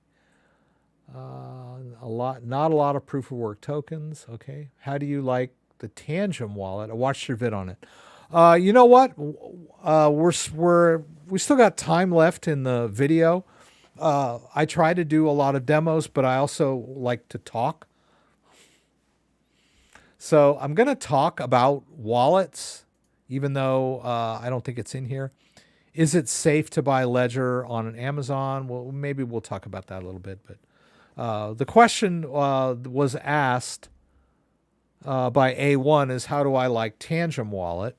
And he's referring to Tangem video that I did.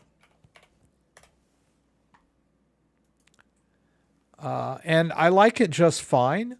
Some people made comments in the video that they don't trust it or whatever. There's a lot of doubters out there. And hey, I doubt too. I'm a big doubter. I take everything I read with a grain of salt. I heard someone in an article said something about,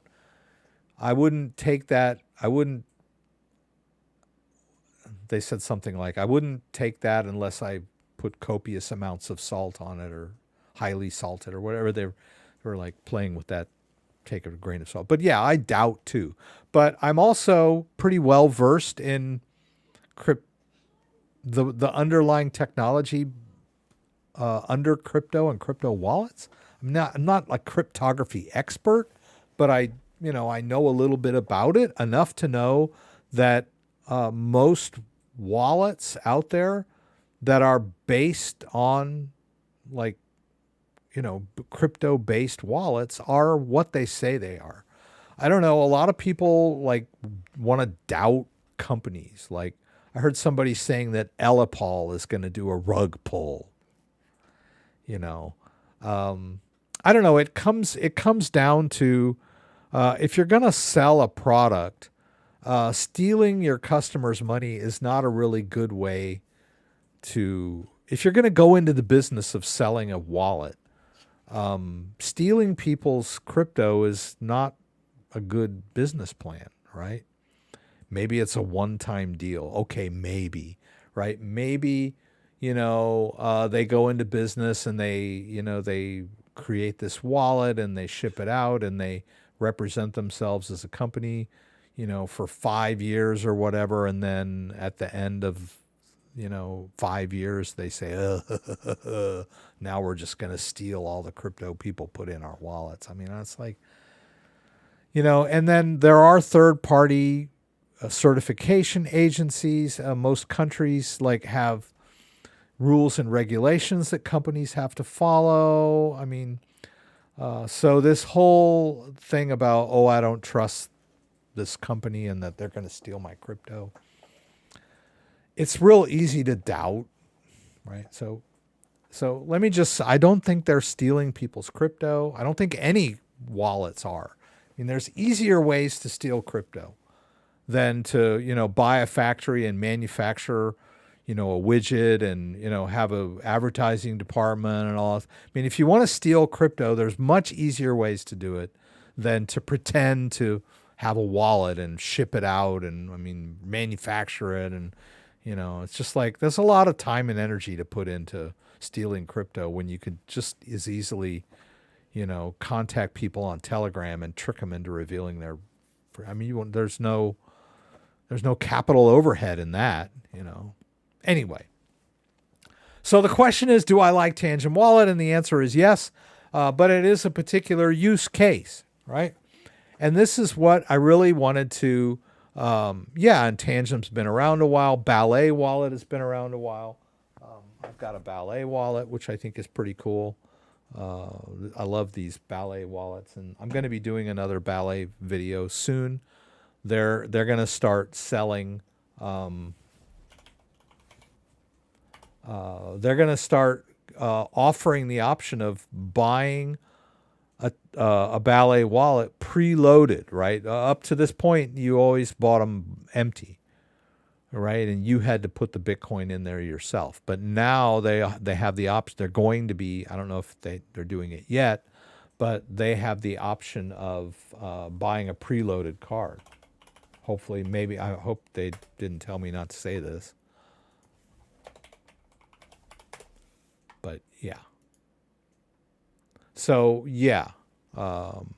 So the question is, and what I really wanted to talk about tonight, which I'm probably going to do another a video on, is the question comes up quite often: what crypto wallet should I use?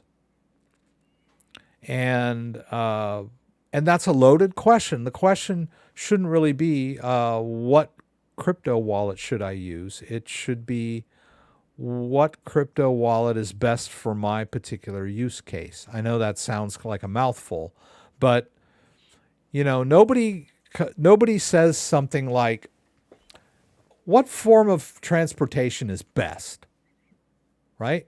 Should I use planes, trains, cars, bicycles, or skateboard, right? Which one should I use? What kind of question is that? No one would ask me that. Oh, well, should I use a plane, train, a bus, or, be like, it depends on what you're doing, right? Are you going around the corner? Then maybe your skateboard will serve you best, or your bicycle. Are you going from one city to another? Maybe a train. If I'm going across the country, maybe a plane, but maybe I enjoy scenery, so maybe I'd rather drive, right? So the question of, what form of transportation is best for you, it needs to be qualified. It depends on what you're after, and the same thing with a bank and normal cash, right? What should I do with my money? Should I put it all in the bank, or should I carry it around in my wallet, or should I stick it in my mattress? That's a ludicrous question, right? Well, if you put it in a bank, it's more convenient, but I also want to keep some in my wallet. So I need a wallet and a bank account. Maybe I want to put it in a savings account. So now I need a bank account, a checking account, a savings account, and like a wallet. It just depends on your use case. So the same thing goes for crypto wallet. There is no best crypto wallet, right? There might be a best hardware wallet. There might be a best software wallet. But even in those cases, it depends on what you're doing. So the Ballet wallet is a specific use case for easy to gift, permanent, hassle-free. You don't have to worry too much about the tech behind it, right? It's a specific use case, and it's long-term, right? Tangent, and let's go to their website if we can. A Tangent wallet, people will go, oh, no, I'm not going to use a Tangent wallet. I only trust my Ledger device. Okay, fine. But carrying around a Ledger device, let's say you want to spend your crypto on the go somewhere. The Ledger device is not ideal for mobile use. Oh yeah, I know it's got Bluetooth and you can use it with your phone and all that stuff, but it's bulky. It's obvious, right? If I'm carrying around a Ledger device and somebody mugs me, they're going to be like, hey, what's this thing? Oh, transfer your crypto to me, or I'll beat you up, right? But the Tangem wallet looks like a little credit card. They wouldn't know any better, right? Give me your wallet. Okay, here's my wallet. Goodbye, right? They're not going to be able to use the crypto in my Tangem wallet. But and I'm not going to put all my crypto in the Tangem wallet. I mean, some of it. So you've got long-term crypto storage, and you might want to use a ledger device for that, or you might want to use a Trezor, or you might want to use air-gapped computer solution, right? Using the Electrum Bitcoin wallet. You can use an air-gapped wallet for that, or I might want to use a paper wallet for that, for long-term storage, right? But the ledger device is great because it's good for long-term storage, and it's pretty flexible too. I can trade with it and whatnot and whatever. But like I said, it's not great for your day-to-day mobile needs, right? And it's got a high learning curve, right? I gave my dad a ledger and put some Bitcoin in there for him, and then he was like, well, how do I get at this? I'm like, well, you're going to have to go home. You're going to have to install Ledger Live. You're going to have to, he didn't want to go through all that. After a month or two, he called me up and says, hey, I want you to help me move this Bitcoin onto Kraken so I can trade it or whatever. And so I had to help him do it because he didn't really want to go through all the things he had to do to learn how to use the ledger device, right? So the ledger device is not ideal for everybody, right? So Tangem wallet is really easy to use, really easy to wrap your head around, right? You see it right on your phone, pretty cool, right? Or maybe just like Trust Wallet or whatever, some phone-based wallet. Some people don't like messing around with their computer at all. Right? They're phone-based people or tablet-based, right? So it all depends on your use case, what the best crypto wallet for you is. So I think Tangem is a cool wallet. I like it looks like a little credit card, so it's inconspicuous. It's easy to carry around. It's easy to use because it's got a phone app that goes with it, and it's secure. Right? Because you have to have the card to authorize crypto transactions. So it's safe and secure. It's a cool little wallet. I like it. And then, that Ballet wallet is just slightly different use case, right? Ballet wallet is like, okay, I can buy a Ballet wallet. And yeah, they're going to supposedly next week or next month, they're going to do preloaded cards. That makes it even easier. That makes my grandma could buy it for me. My grandma could buy me a preloaded Ballet card and give it to me for Christmas and go, here, Rex, here's, 0.1 Bitcoin. I wanted you to have it. I got money laying around in my bank account, but I don't know anything about Bitcoin. But I saw this thing called Ballet Wallet. I bought it and it came preloaded with 0.1 Bitcoin. Here you go, Rex. So it makes it easy, very easy. You don't have to really know anything. You're shielded from that. Of course, if you want to access it, you need to know, you need to download the app, but it's pretty simple, right?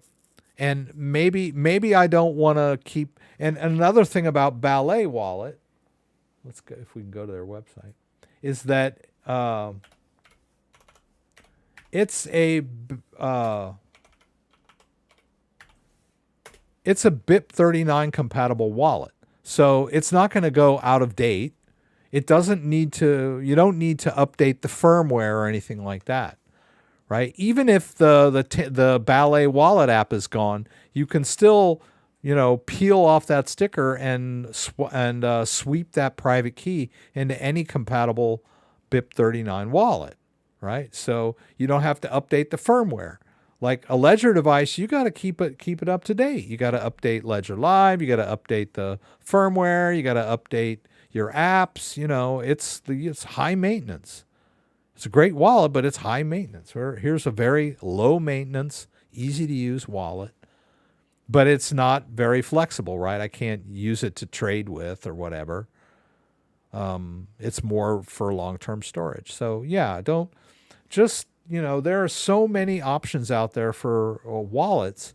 And most people, the question is, which wallet is best for me? It totally depends on your use case. And you may want to have more than one wallet based on your different things you're going to be doing, right? I'll use my ledger for long-term, big-time storage. I can use it, it's flexible. I can use it in MetaMask. But I might also want to throw, zero point 0.5 Bitcoin onto a Ballet wallet and stick it in the attic somewhere, whatever. Rex is AI. Woohoo! I hope I'm not AI. Right? Every article I read now, I think AI wrote it. So the Ballet wallet can be purchased preloaded, hopefully soon. I thought we were all carbon-based. We'll find out. Oh my gosh. My question is what exchange to use? Question mark. Okay. Same question. Which exchange should I use? Depends on what your needs are. If you're in the U.S., then probably best to go with a U.S.-based exchange like Coinbase or Kraken or Binance US. My question, okay, so let me read what Patty's saying here. On Uphold, can't do Binance or KuCoin since U.S. citizens, so what exchange do we use? Coinbase, Uphold, Kraken, Gemini, and Binance US. If you're in the US, you should be able to use Binance US. But I don't just use one exchange. I use multiple exchanges, right? This browser here. There's no pat answer to what exchange should I use. I use multiple. Also, it's a good idea to have more than one in case something happens. And don't keep all your crypto in exchanges. I don't particularly care for Uphold. I find it hard to use, and their requirements they're always making me jump through hoops. Oh, now we need this, we need that, we need your ID, we need your social security number now. Coinbase, I don't know. I verified myself on Coinbase many years ago, and they've never asked me to do anything else. So I hope that helps, Patty. There's lots of exchanges out there. Why don't you just Google top crypto exchanges?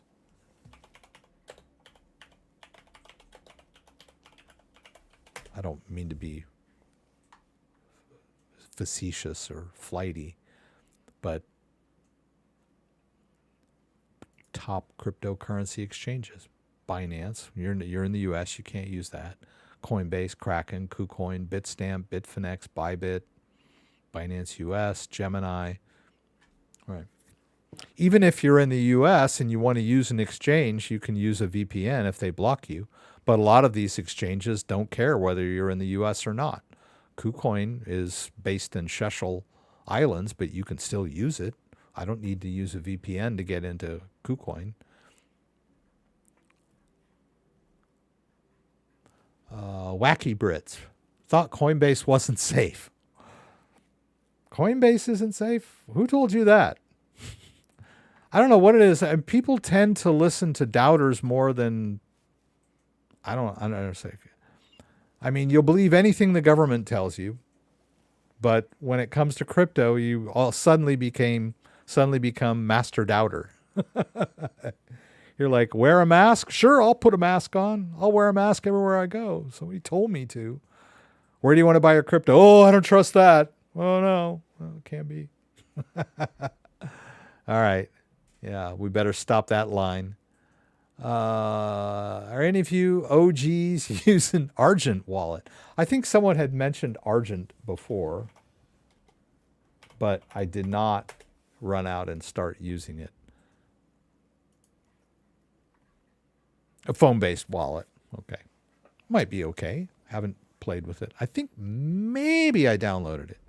Let me see. It might be on my phone. I could have sworn. Yeah, it's on my phone. Haven't really used it. But yeah, it's on my phone.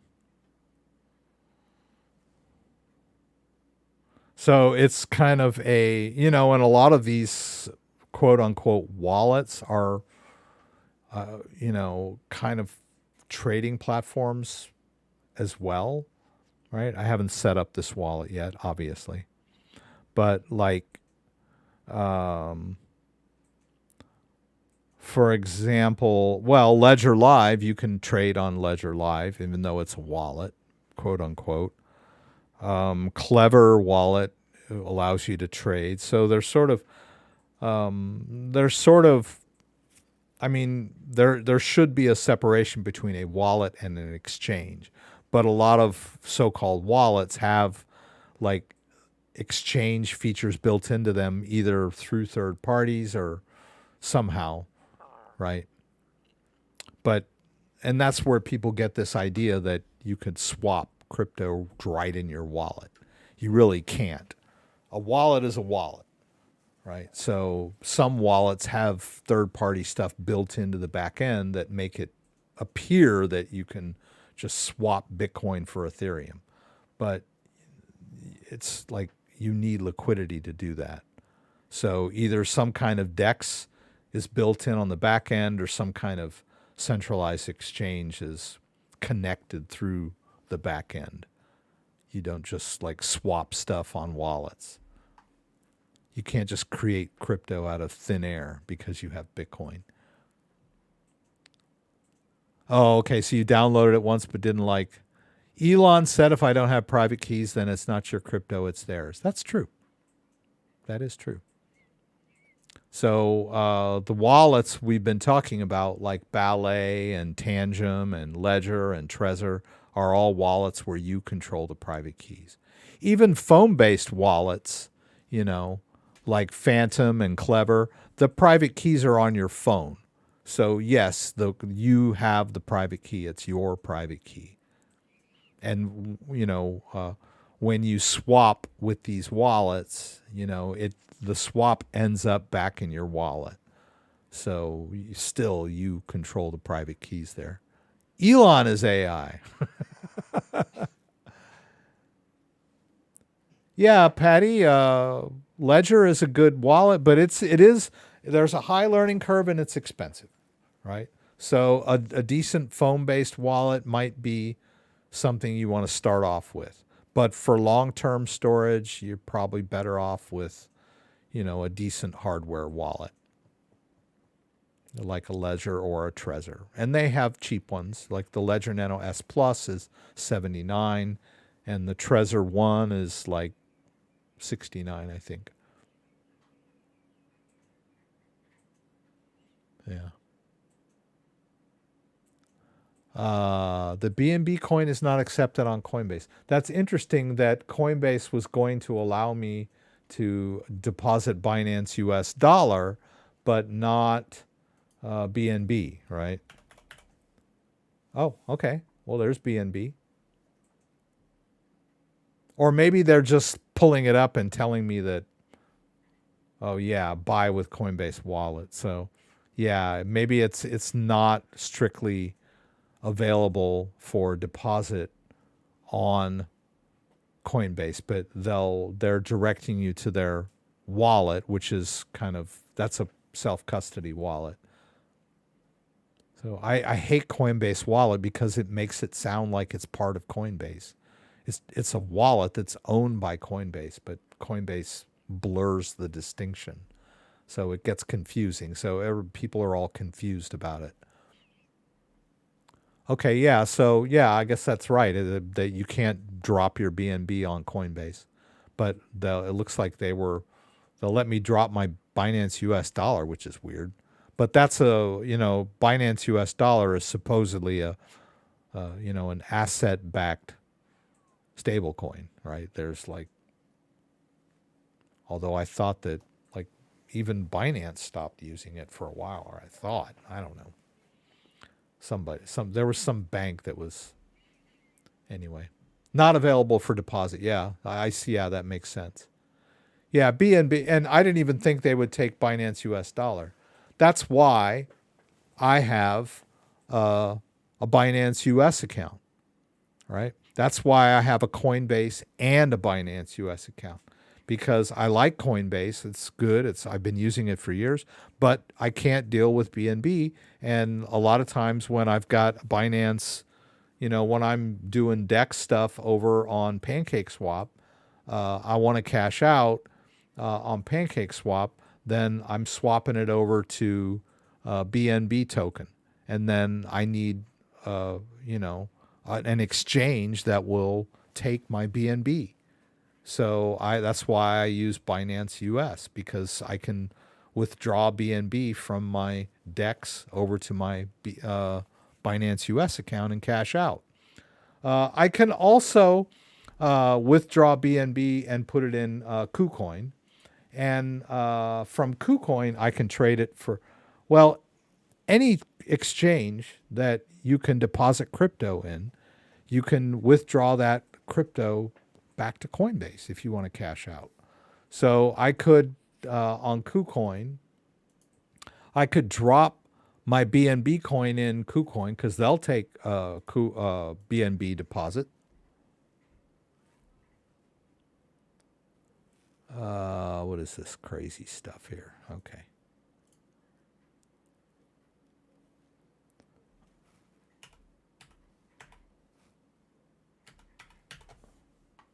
So, that's why you want to learn how to use multiple wallets and multiple exchanges, right? Because maybe I've got some BNB and I want to cash out.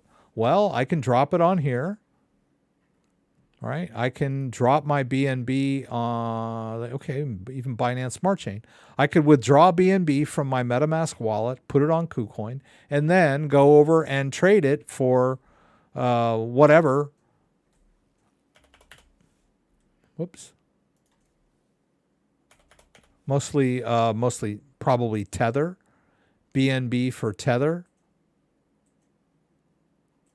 right? And then I can swap my Tether for Bitcoin, and then I can withdraw my Bitcoin from my KuCoin exchange to my Coinbase exchange.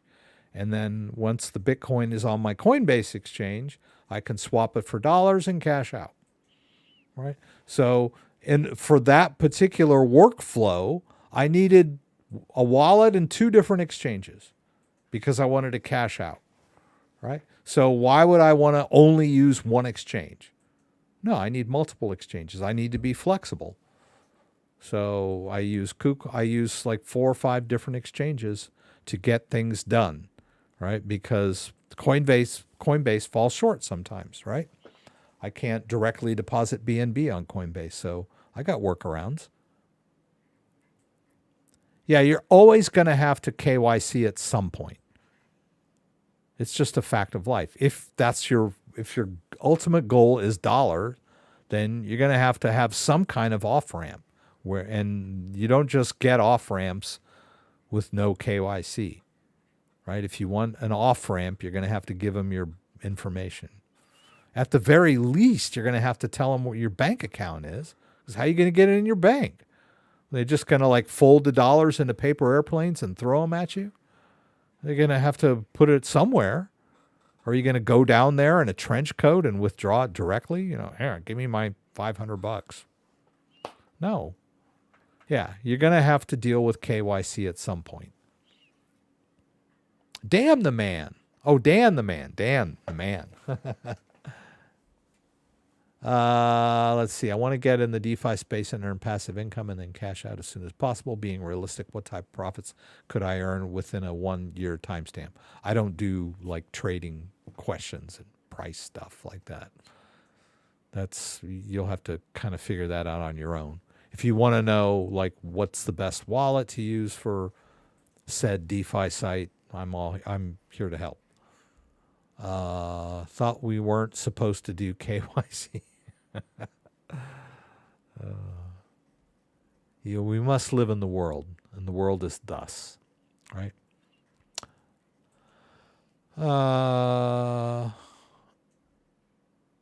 Yes, I think you asked that question early on, and I gave the answer a long time ago about how to trade and cash out to Bitcoin without doing KYC. Just rewind the live stream. We talked about that. That was one of the first things I covered. You just go to an exchange. I think it was this guy, right? This, I guess this is based in South America. You can swap tokens without signing up for anything. You don't even need an account. You just have to trust them that they'll send your coins when you ask for them.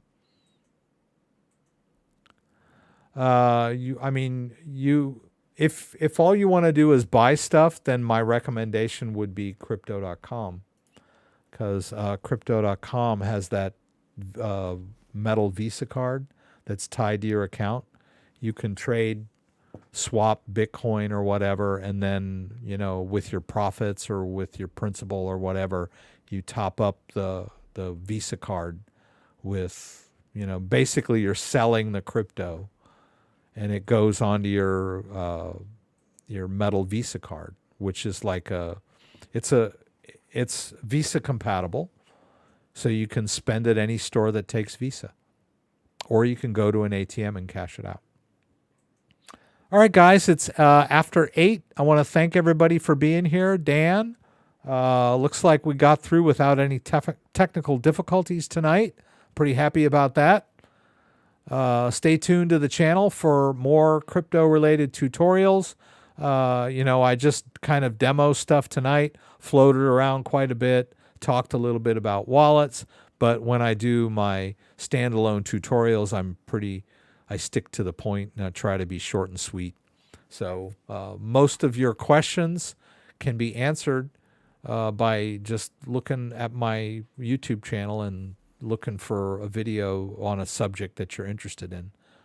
Thank you, Barbara. I'm glad you were here. Thank you, Scott. I'm glad you were here. Paxful. Oh, that's another good site. Scott brought that up. I forgot to mention Paxful. Paxful allows you to buy and sell Bitcoin, and you can cash out with gift cards. And I think you could even use like a VPN and like somebody else's email or whatever if you just like trying to avoid KYC, that kind of thing. But it's almost impossible to create a totally anonymous email, right? You don't believe me? Go try to sign up for a Gmail account anonymously. They're going to ask for your phone number. Go try to sign up for a Yahoo email anonymously. They're going to ask for your phone number. Just try to sign up for a Proton email. They'll still want to know your phone number to verify. Yeah. So trying to create an anonymous email is practically impossible. So, but I get it. We're trying to do stuff anonymously. Anyway, thanks tonight. Thanks for all the questions. Thanks for everybody who was here. Thanks for being here, Mr. David. Good to have you back this week. It's wonderful. Patty has a ledger, so she's good to go as far as she's got the crypto wallet department handled. That's cool. Let's see. I still have this promo. Yeah, I still haven't put the background behind this, but I'll do this live stream every week, 6 p.m. Eastern Standard Time. Join me again next week when we talk about the news. We talk about Bitcoin and altcoins, and I talk about wallets and how exchanges and all that good stuff, and do my best to answer your questions. Hope to see you again next week. Oh, I still haven't done that either. Okay. If you like this video, give me a thumbs up. If you'd like to subscribe to my channel, I would appreciate it. When you subscribe, there's a little bell that you can click that will allow you to be alerted whenever I post new content. Once again, thanks for joining me, and hope to see you again.